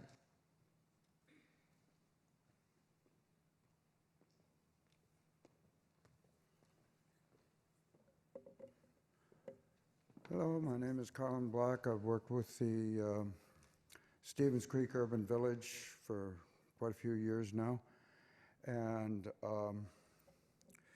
if the 2040 Urban Village Plan for Urban Villages means anything at all, a developer just can't opt out by saying, hey, I want to change the zoning from urban village to whatever it will to make my project work.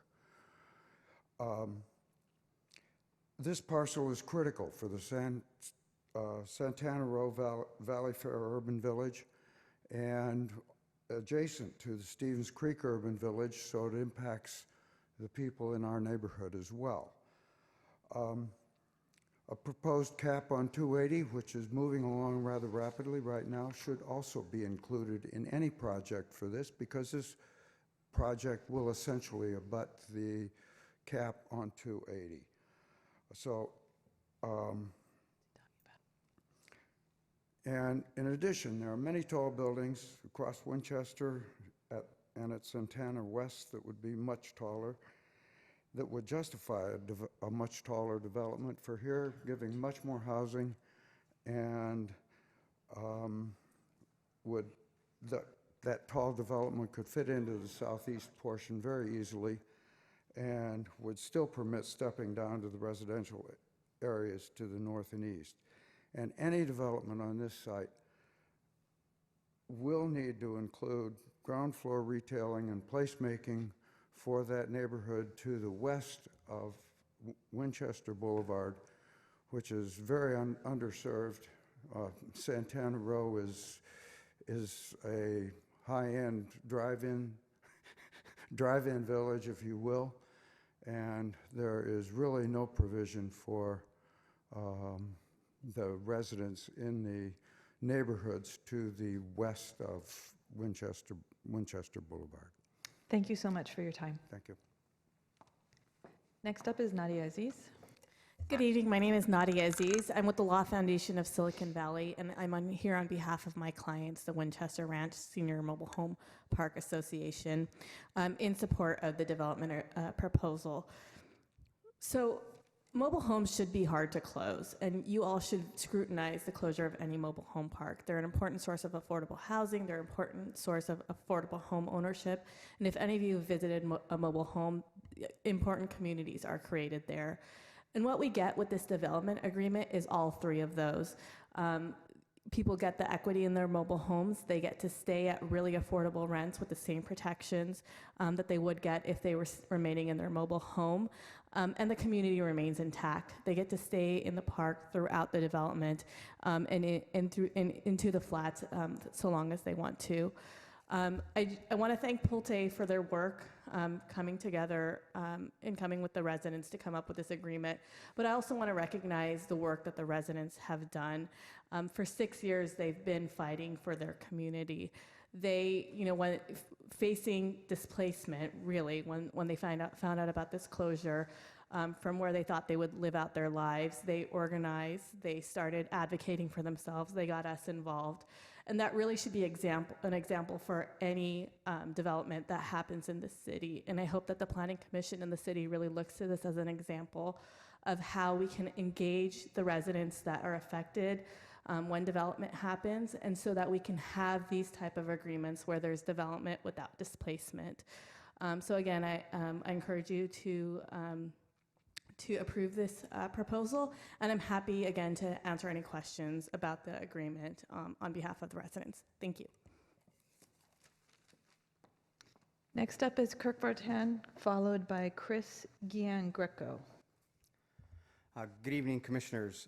Kirk Vartan. I believe the Winchester Ranch redevelopment application should be denied. The Santana Row Valley Fair Urban Village Plan from the Winchester Advisory Group spent over 2 years and thousands of hours discussing the area, and not a single meeting or discussion was had on this one site of the urban village. I was told multiple times personally and publicly that a public discussion and visioning of the ranch would happen once an agreement with the residents was done. Everyone was pleased when this legal agreement finally happened in August of this year, and is 100% independent of the development at hand. Yet we have no meeting. Yet this proposal was born a couple years ago and is the only one that was really proposed. It's been morphed a little bit, but it's substantially the same, with residential only and no affordable housing. It does not meet the spirit of what is one of the most active and vibrant urban villages in the city or even the county. If any developer wants to change the urban village general plan, we should demand something bold and extraordinary. This is a regional destination and more than just immediate neighborhood, albeit that's a critical part, should be engaged like the Winchester Advisory Group did over those couple years. This is 16 acres in one of the most valued locations in Silicon Valley. It's not mixed use, there's no affordable housing, there is no community room, there is no ground floor activation, just a parking podium. It is overparked and it's not even 45 units to the acre, and the park is barely funded, as we saw in one of the community meetings. So shouldn't we demand better for our community? We all want this to be a great project here. This body should not be tempted to simply approve this because it's been too long and we need housing. Let's deny this and embrace a project that we really want to be proud of. And I will also say personally, I have supported and continue to support, and am glad that the current residents have a legal contract to be protected, because that was one of the things that was dragging out for many, many years, and that in itself was a disgrace. So I'm glad that's taken care of. Thank you. Thank you. Next up is Chris Giangreco, or maybe Giangreco. Giangreco. Yes, I'm with the Winchester Orchard Neighborhood Association. We were formed as a neighborhood association when we first heard of the plight of the senior citizens. We formed basically for two reasons: to do what we could to help our senior neighbors retain their housing and their way of life. And the second main reason why we formed was to keep our historically dead-end streets closed. I've lived in this neighborhood all my life when it was a walnut orchard before it was the mobile home park. Keeping our residential streets, the nature, they have a special nature being that they are closed streets, and that's one of the main things that we hope in our neighborhood to retain. Okay, the park's going to do us good. It's a position of the Winchester Orchard Neighborhood Association Board that we agree with the city staff in advancing this project forward, as Ms. Farmer had suggested at the end of her statement. All the residents that live within my neighborhood, which is bounded by Stevens Creek, Winchester, 280, and San Tomas, I've heard no objections from any of the residents within our neighborhood association objecting in a major way to this proposal.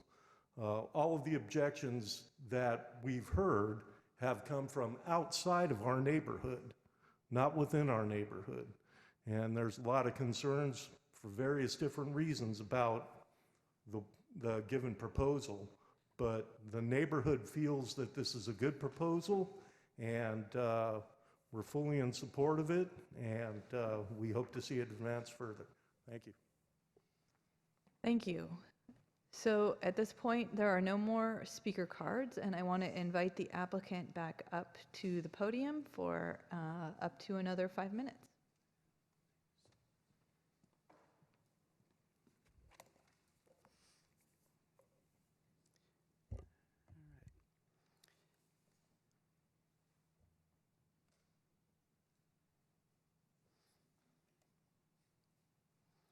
While he's putting the screen up, I'll get started.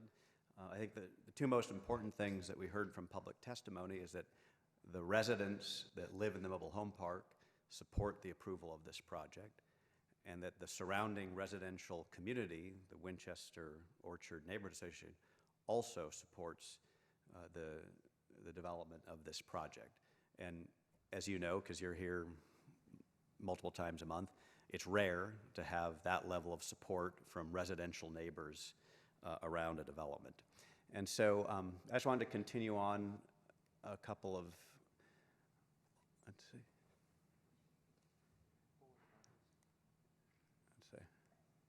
It's not going backwards.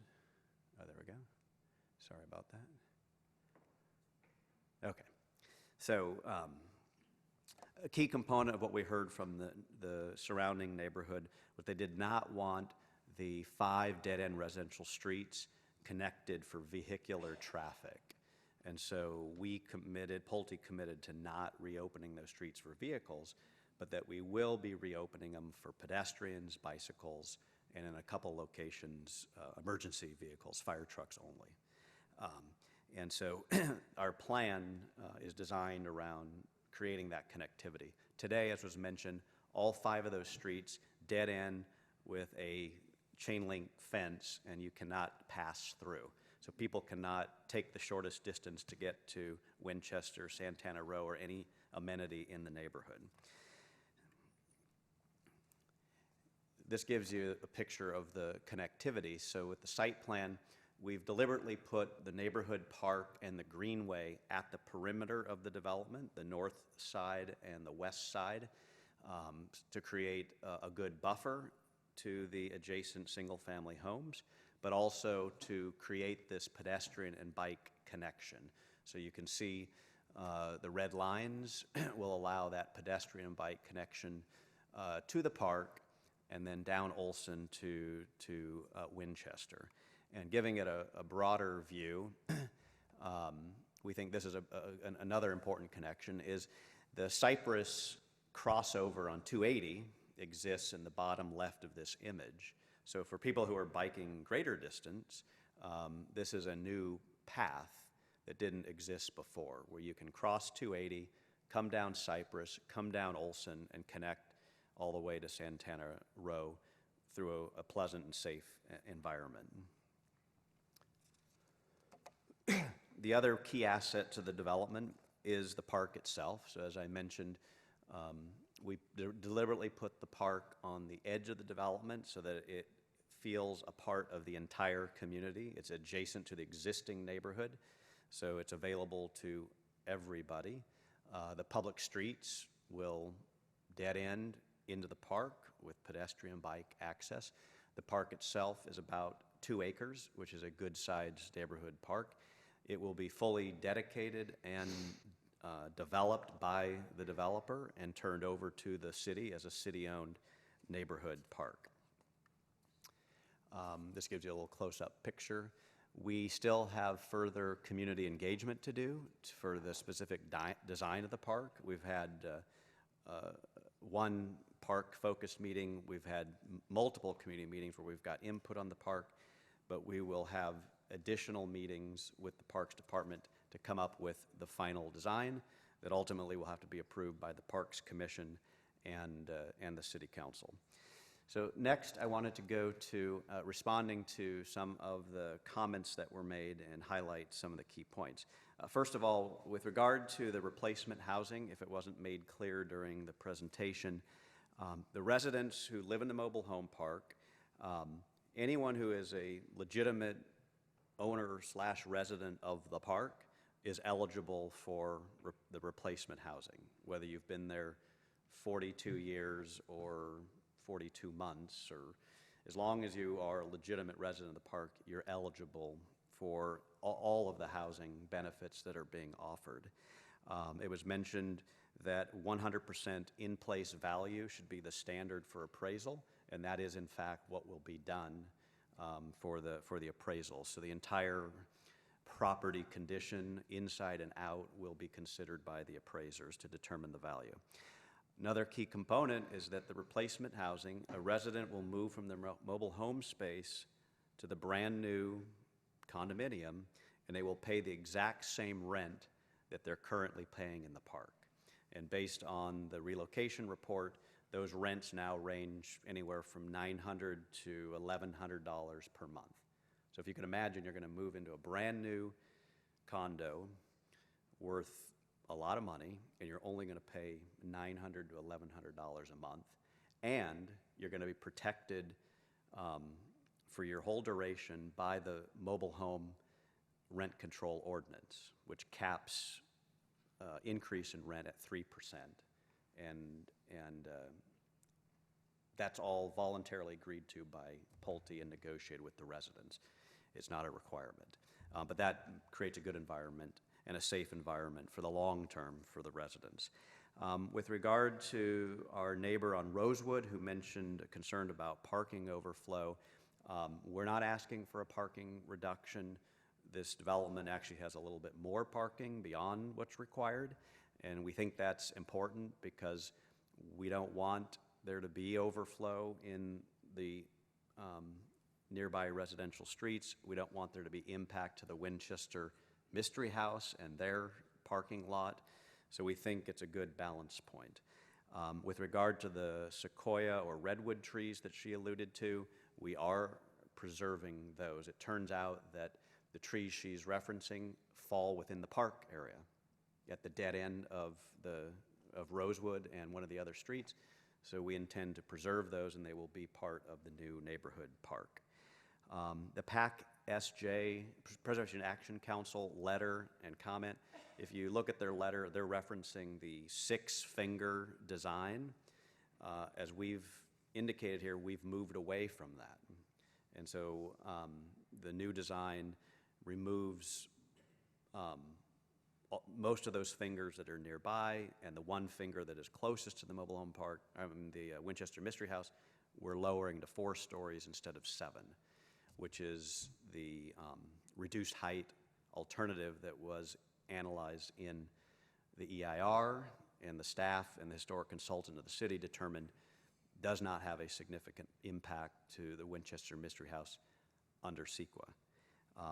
And then lastly, there's some reference to having taller buildings. We're doing a balancing act here. We have a historic landmark that we don't want to overbuild near. We have a single-family home neighborhood on 2 sides of our development, and we think we're achieving a good balance of density and efficient use of land with what we're proposing. And once again, the density of our project is 60 units to the net acre, which is how San Jose calculates density, is by the net acre. So on average, our overall residential is 60 units to the acre. We think that's good productivity, good use of land. With that, we once again thank the residents of the mobile home park, the surrounding neighborhood for working with us, for me personally now 6 years, Pulte a little over 4 years, for working together with us cooperatively to bring this forward, and we would really appreciate having your support. Thank you. So before you go, I actually have a question, and wondering if anyone else has questions. I'll wait to see if some appear here. There are some. I'm wondering if you can I'm going to ask a question and then probably follow up with another question, but really appreciate the pedestrian and bike thoughtfulness in connecting different areas, especially because this segment of the city is, or this neighborhood and this area is bounded by some pretty big streets that are barriers and make it pretty unpleasant to be riding a bike in the area. And in Winchester, going forward, we have visions for that being a wonderful, complete street.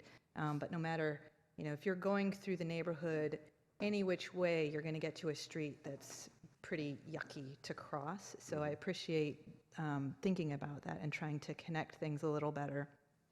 So all that is leading up to a question around, I assume you did, but I'm wondering if you can talk a little bit about what DOT, and in particular the bike folks that are in DOT, kind of how this fits into the bike plan. And maybe you don't have an answer for that, but I'm assuming it was kind of run through DOT to talk about those aspects. Well, the project was reviewed by DOT and Public Works and the Parks Department. And so we had coordination meetings about, where do we locate the park and how do we, the greenway, and how do we connect those streets? And everyone was supportive of the approach that you see on the board. There's not much else we can do beyond our project site.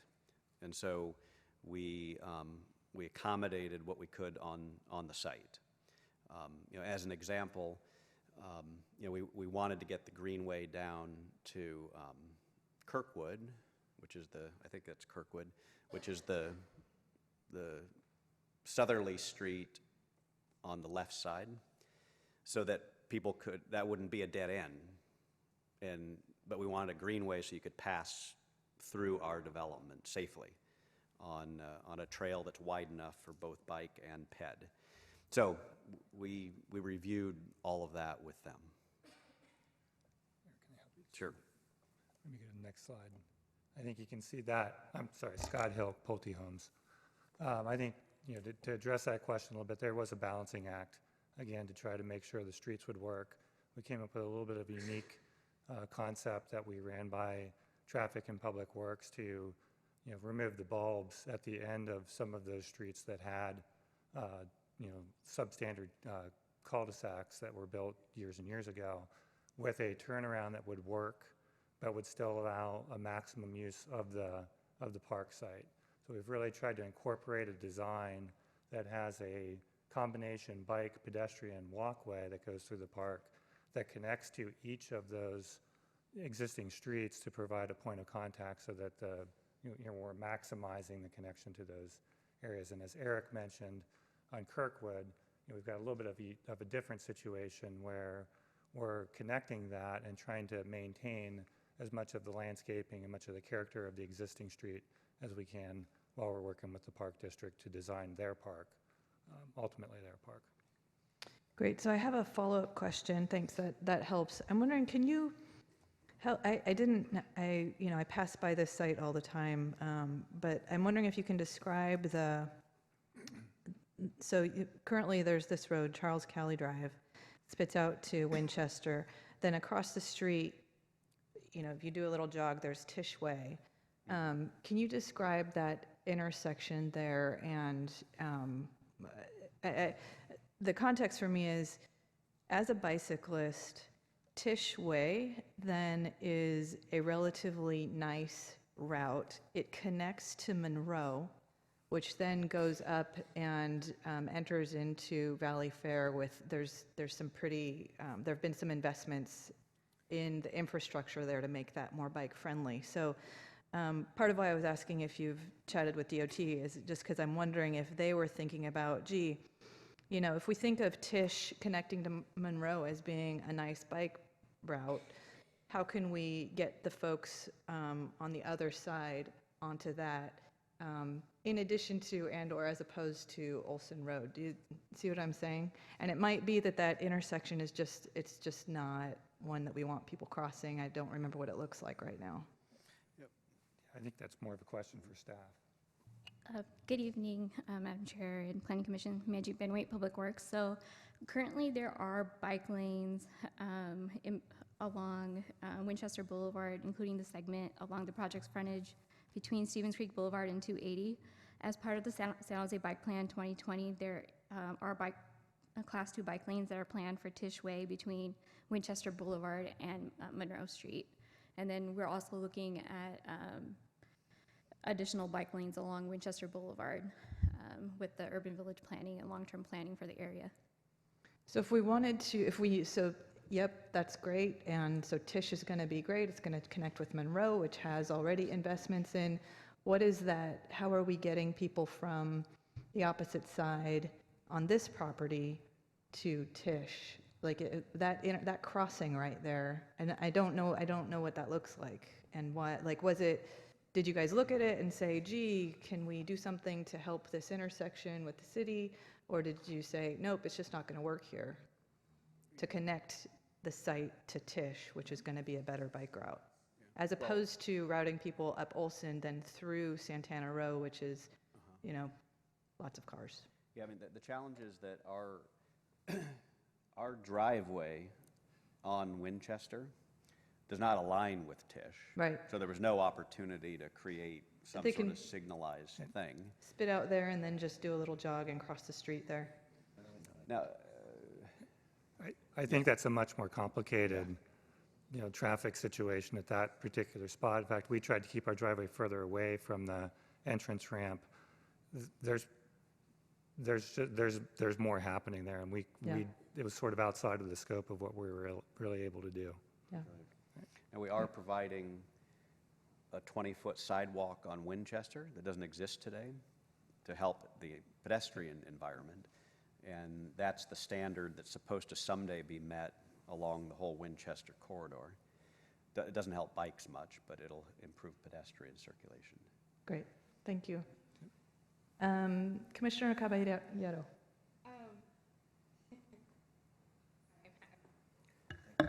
Technical difficulties with my screen. I have several questions, but I will start with the couple that are most pressing to me. I think that first off, I applaud that that Pulte has come to this agreement with the residents who live in the mobile home park. I think it's a wonderful agreement. My question has to do with what happens once those residents leave, and are those homes permanently affordable? Because at this point, while I think the density is great, going from 111 to over almost 700 homes, and it's definitely what we need, I am concerned that in the long term, there will be a loss of affordable housing to the tune of approximately 15% of the new development. And so once the residents, for those ones that choose to move into the new flats, once they choose to leave or no longer live in the flats, what happens to those? Do those convert to market rate? Do they, what's the plan?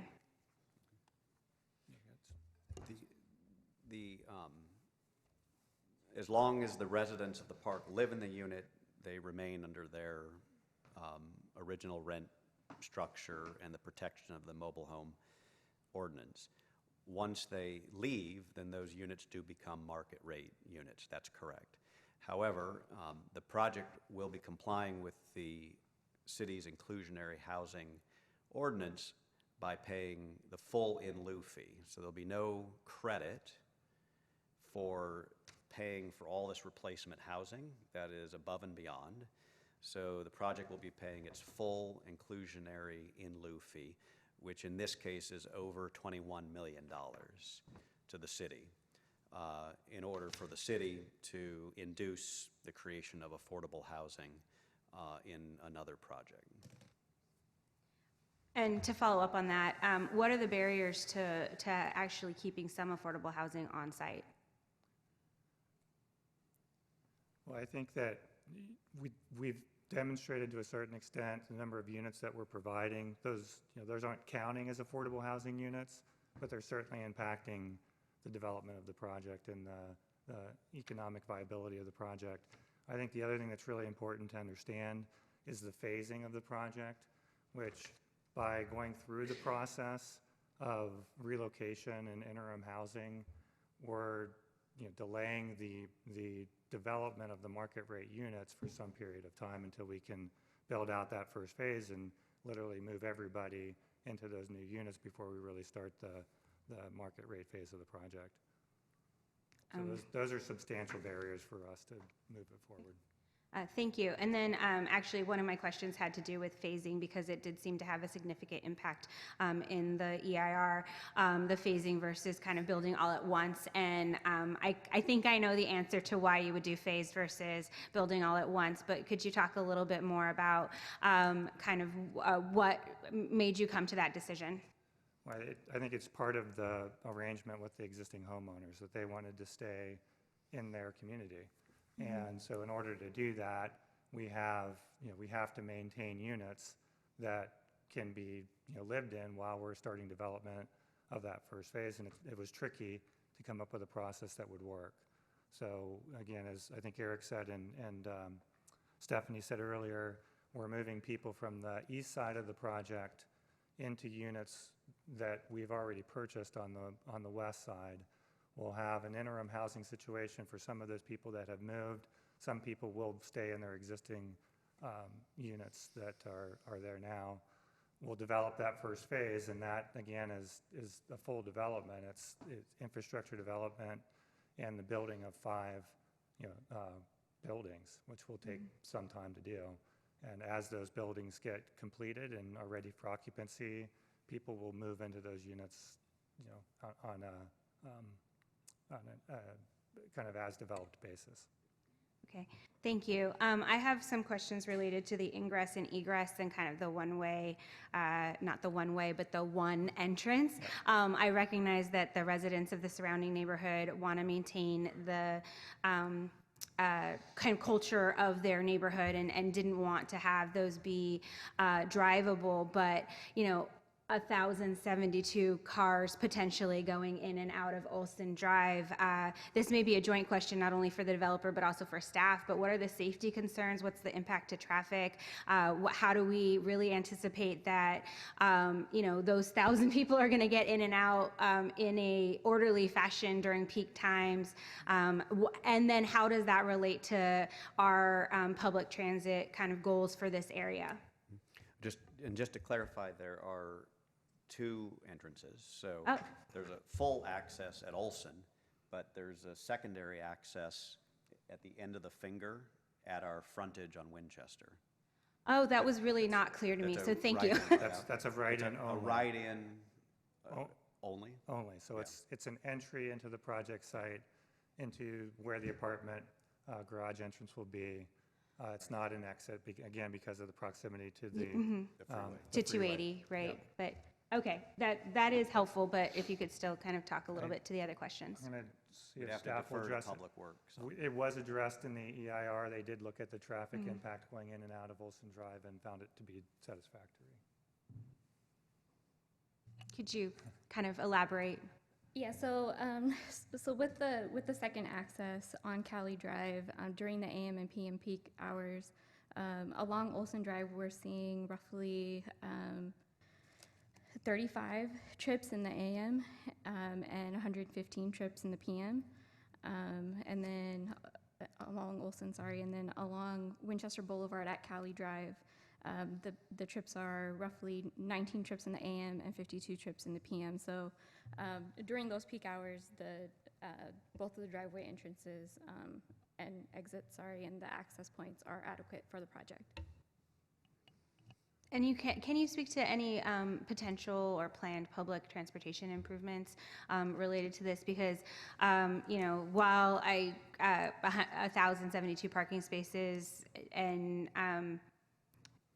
if we're moving towards a city that's trying to get away from cars, what are we doing to, with a development like this, to really encourage that we actually do that, move away from cars? So with the Winchester Boulevard Complete Street Improvements project, and we're also looking at a multimodal transportation improvement plan working with VTA. The long-term goal for Winchester Boulevard is to have protected bike lanes on both sides of Winchester Boulevard.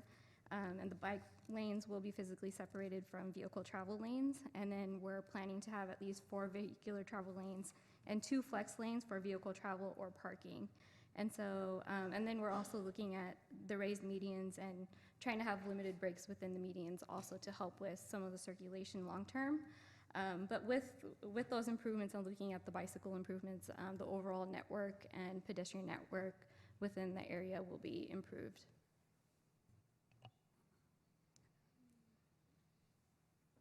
Is that all? I think that's all for now. Thank you. Great. Since we still have the applicant up here, Commissioner Griswold, did you have questions for the applicant? Great. For the units that the residents are going to be moving into, the 1,200 square foot units, are those 2-bedroom units or They're 2-bedroom 2 units? and 3-bedroom units. Okay. Did you do any financial modeling or have you spoken with the residents such that you can predict how many residents you think will be moving into your units? Our agreement is for 60 of the units to be made available to residents that elect to stay on site. There is a process that has begun with the relocation housing agreement, and you guys have the draft of the first step of that process. It's an ongoing process to work with the residents to see how many want to be housed in those units. And then did you do any modeling or predictions as to how long you anticipated those units would be essentially rent restricted? No. I mean, it's as long as people want to stay there. Which I would imagine, given the rents, probably would be the rest of their lives. Okay. Thank you. Those are my questions. All right, seeing no other questions from our commissioners, thank you. Thank you. So with that, I'll go ahead and close the public hearing and then kick it back to staff. Oh, Commissioner Yasny, do you want to wait till they respond and then?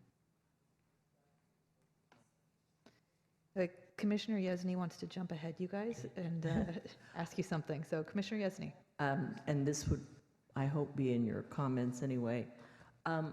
What is the minimum density going to be on this property? And since it doesn't appear to be reflected in the zoning, I'm assuming that it's part of the proposed general plan density or the urban village text. That's my question. Yes. So the general plan designation would be urban residential, which has a density allowance of between 30 and 95 dwelling units per acre. This particular project is at around 51. All right, so now it'd be great if staff could respond to some of the comments that were made. The applicant substantially responded to a lot, if not all, of the comments that were raised during the public comment period. David, do you have anything to add? Good evening, Commission. I just wanted to respond really quickly to the letter from PAC SJ regarding the concerns about the protection of the Winchester Mystery House from physical damage and operational viability. Just wanted to point out that the EIR did identify impacts and mitigation measures to protect the Winchester Mystery House and grounds from damage during construction in order to make sure that that treasured resource of the city of San Jose is protected. I do also want to mention that there is a redesigned sense circulation of the EIR. Again, what's presented now, the redesign to be basically a modified reduced height of podium building alternative that would reduce the impacts of the Winchester Mystery House. This was evaluated by the Archives and Architecture, the historic consultant, and the city's historic preservation officer, specifically looking at addressing these concerns that were addressed, and it was determined to be reduced to less than significant impact. It's not that it's not there, but it has been reduced to less than significant impact with this redesign. And thank you. And actually, I just wanted to also mention really quickly about the letter from Santa Clara related to the local transportation analysis. It is focusing not on the CEQA analysis, which is based on vehicle miles traveled, and that was determined to be less than significant as this is a low VMT area, and this project contributes to development into a lower VMT area. So it is, for our new Council Policy 5-1, this project complies and is the type of project we've been looking to have built in the city. However, the comments were related to the local transportation analysis operations, and those we responded to in the First Amendment. Thank you. Commissioner Caballero?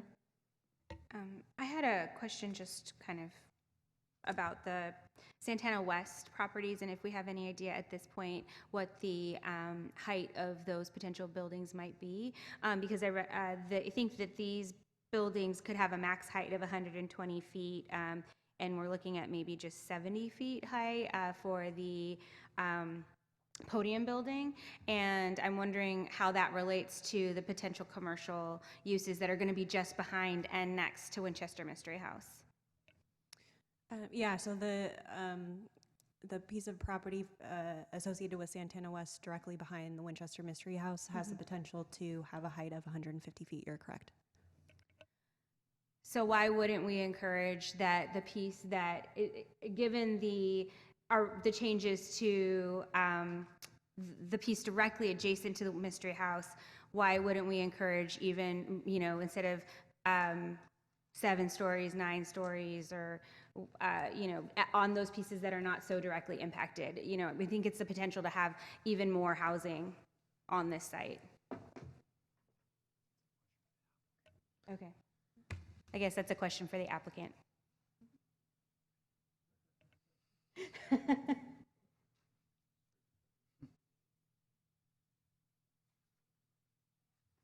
Does the applicant want to address that question?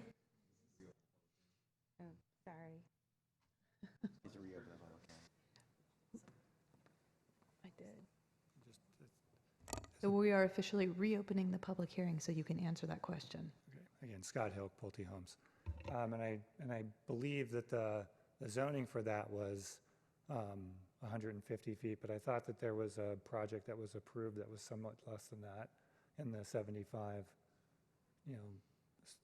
foot height limit. But we are trying to do a project for that apartment that is, we're obviously trying to squeeze something, between the mystery house that has some height limitations and the practicalities of building a cohesive apartment building.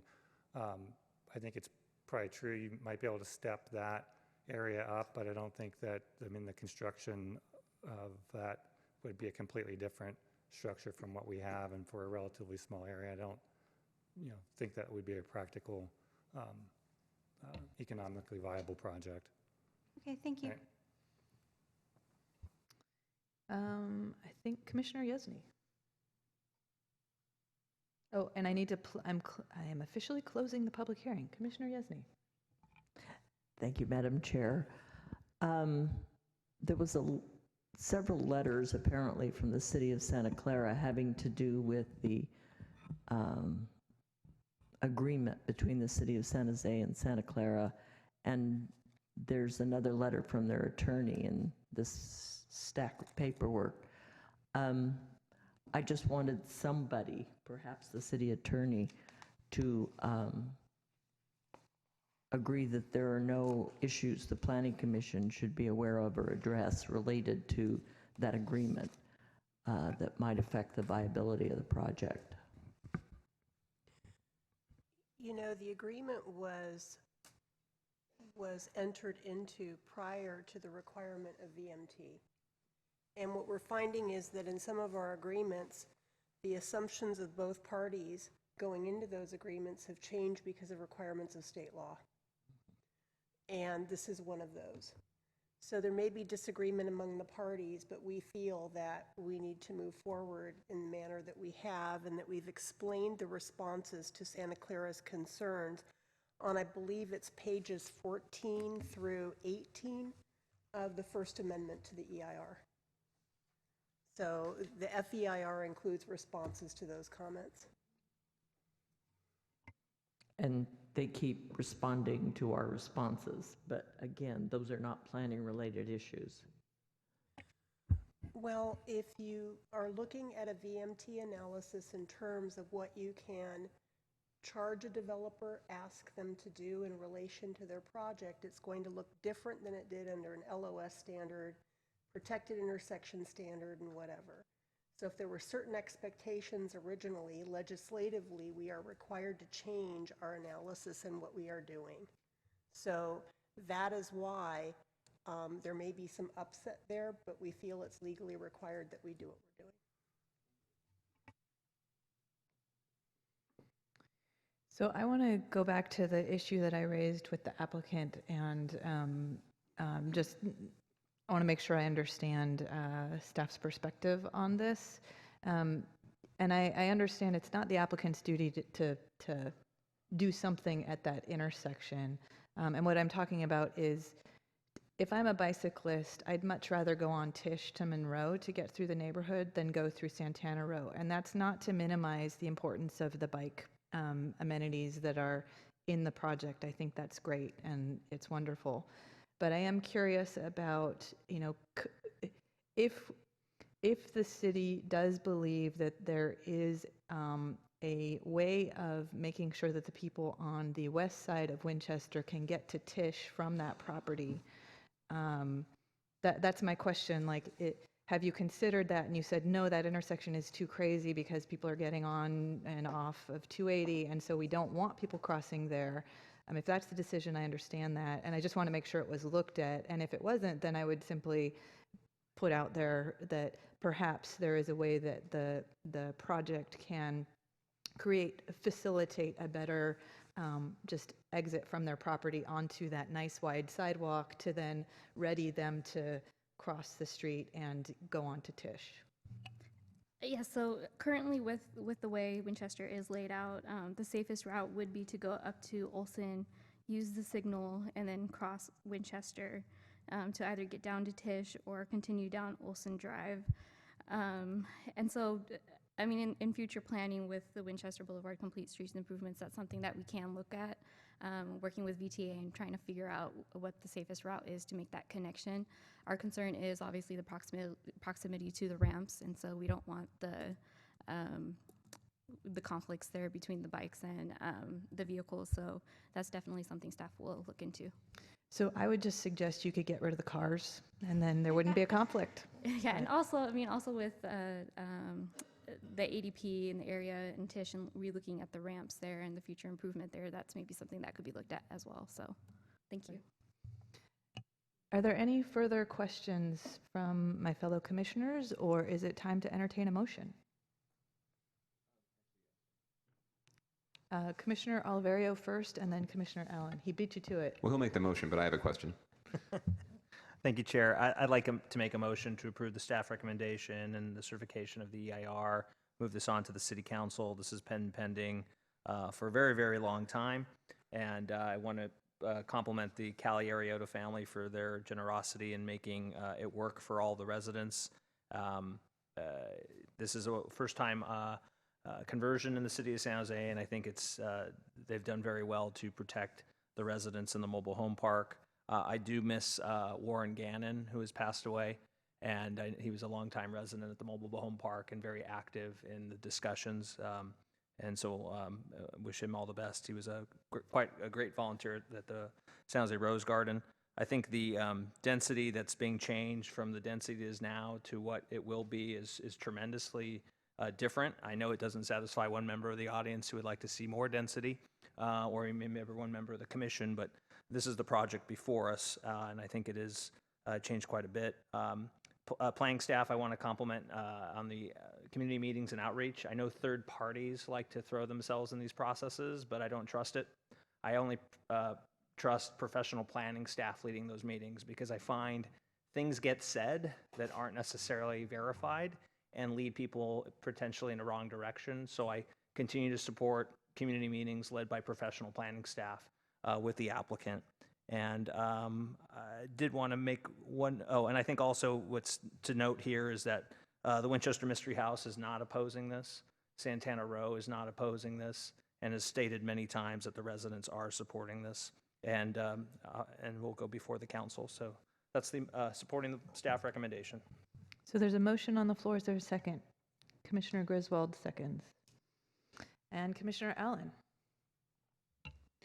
Thank you. I realized at the last minute that one of my comments was actually kind of more of a question for staff, just to clarify for folks who had asked regarding the Santana West development, particularly, I'm guessing on the north side of, north side of Olson.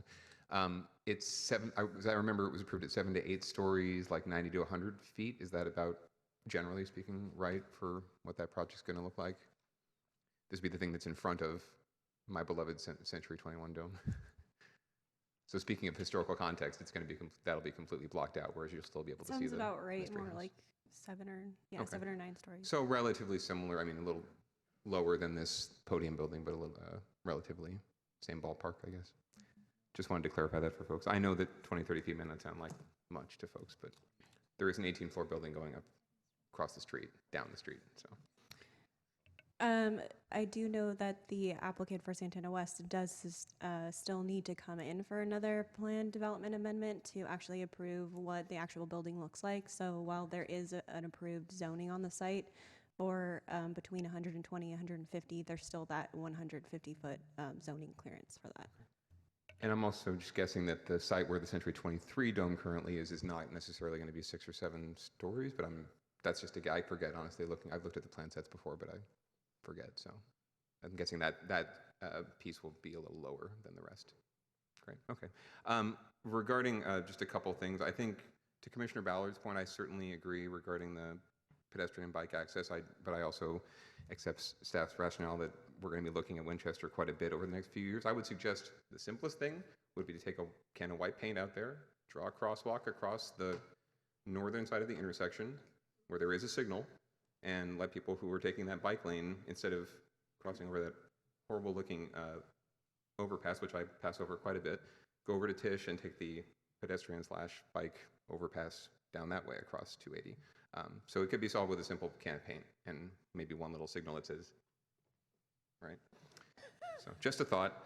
And then finally, around affordable housing, anyone who knows me knows that I am 100% in favor of more affordable housing now, yesterday, 20 years ago, 30 years ago. I absolutely agree. And it is a shame that the inclusionary housing impact fee, from what I have heard from developers and others in the industry, is significantly less cost to them than building the units on site. And as much as I would like to encourage that and condition that, I'll leave that to the council to do if they want to, but I don't feel like it's fair to mandate it. If it's in the law, it's in the law. If they're allowed to pay that fee, they're allowed to pay that fee. If I had an option between building, I don't know, an accessory dwelling unit in the back of my house and paying a $50 fee for $110,000 or $150,000 or paying a $10,000 fee to help someone else build one, I'd pay the fee, frankly, because I don't have the resources right now to be able to pay that. But that's just me, and we're talking about multi-million-dollar developers, so who's crying for them, right? Well, it's really a council issue. I understand the concern. I certainly understand the concern, but it's a council issue. It's a policy issue. If you want to get that policy changed, if you want to beef up that fee, take it to the council. But I'm not going to delay this project because the developer has done so much to work with this community, and I've personally been in their homes. I've been in these mobile homes, talked to these people. I've looked into their eyes, and I'm not going to sit here and delay this any further. They've waited long enough, so I'll be supporting the motion on the floor. And I want to thank everyone for their time and commissioners for their great questions and staff for your really hard work on this immense undertaking. Thank you. Commissioner Griswold? So I just wanted to speak to my seconding of the motion. So I am very impressed by this project for a number of reasons. First, I think it's unusual to have so many neighbors and the residents themselves who are going to be displaced in support of this type of project. I know it wasn't universally shared, but really given the scope, it is something that I don't think happens very often. It really speaks to the level of outreach, the community-based design decisions, and the changes that were made in response to the concerns that were raised. So another major issue was the Winchester Mystery House and the design decisions and reducing the scale of the development, which comes at a cost to the bottom line, I think speaks to really wanting to do right by San Jose. So I was impressed on that front.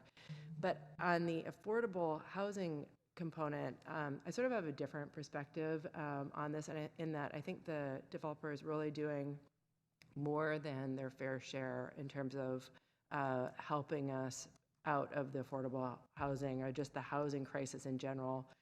First, by supplying the number of homes, we are moving towards a imbalance, moving, I guess, away from the imbalance of supply and demand that has gotten us into the problem in the first place.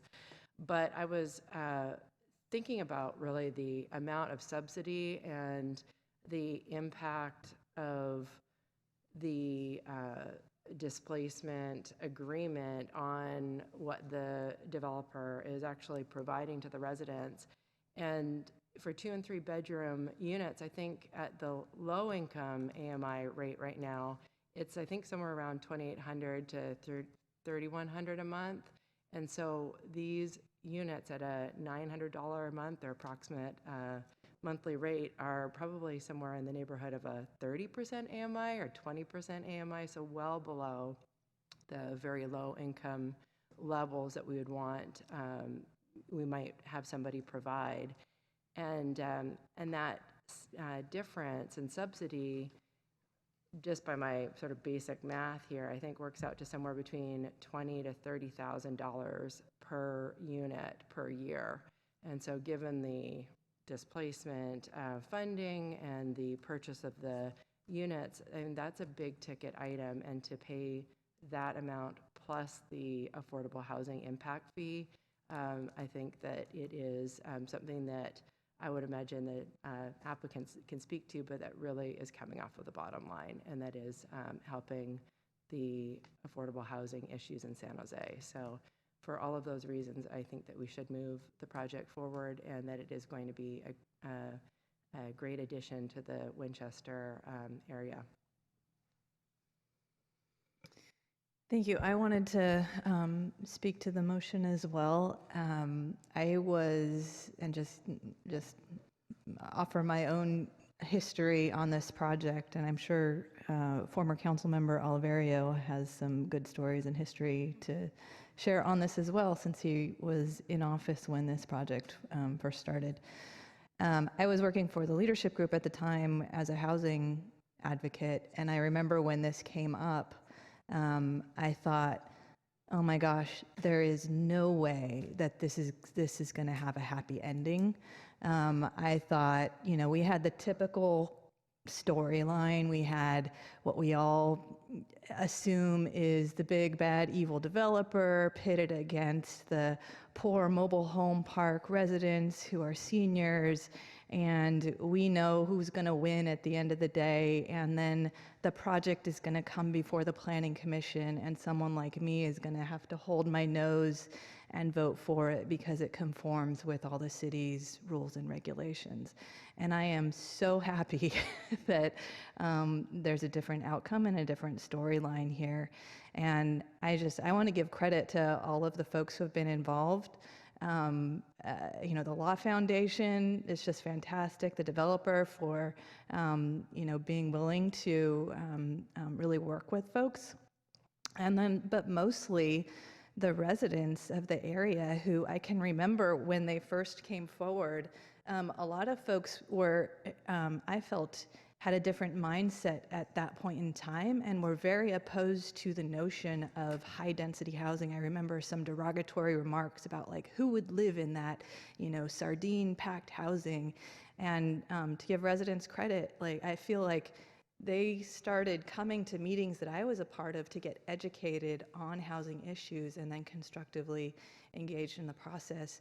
And importantly, spurred some really, really significant conversations in the city around mobile home conversions and broadly to the issue around displacement, gentrification, rental issues that I think has led to what I hope will end up being some healthy outcomes. So apologies for the long comments, but I will be supporting the motion, and I wanted to share how happy I am that this story did not have what I thought was going to be a very unhappy outcome.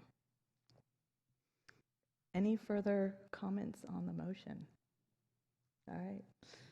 Commissioner Allen says I nailed it. So with that, let's go ahead and vote by light.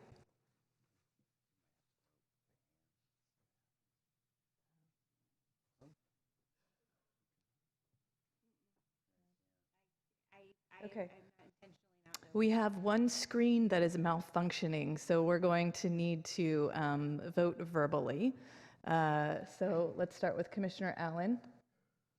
Aye. Aye. Aye. All right, motion passes.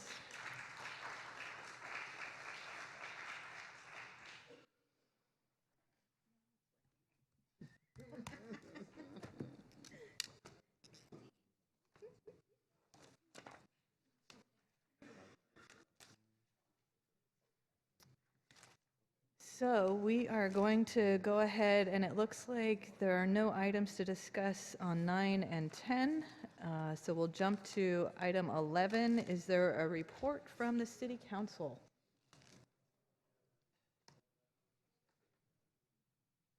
Yes, there was. So at council yesterday, a couple things to highlight. The city council approved staff participating, the city participating, and providing funding for it to participate in a Santa Clara County Planning Collaborative, the purpose of which is to help all the cities grapple with the changes in state law for RHNA, which is the Regional Housing Needs Allocation. As we all are going to need to prepare to update our housing elements over the next 3 years.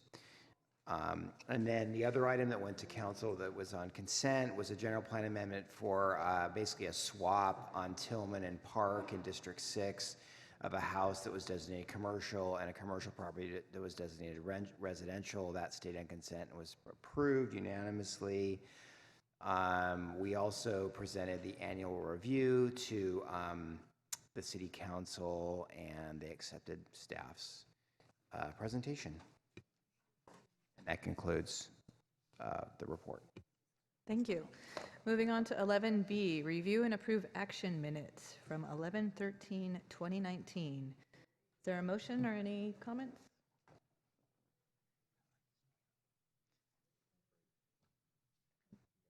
Is there a motion? I hear Commissioner Yezny made a motion to approve. Is there a second? Second by Commissioner Griswold. All in favor, we'll start with Peter. Abstain, I was not here. Aye.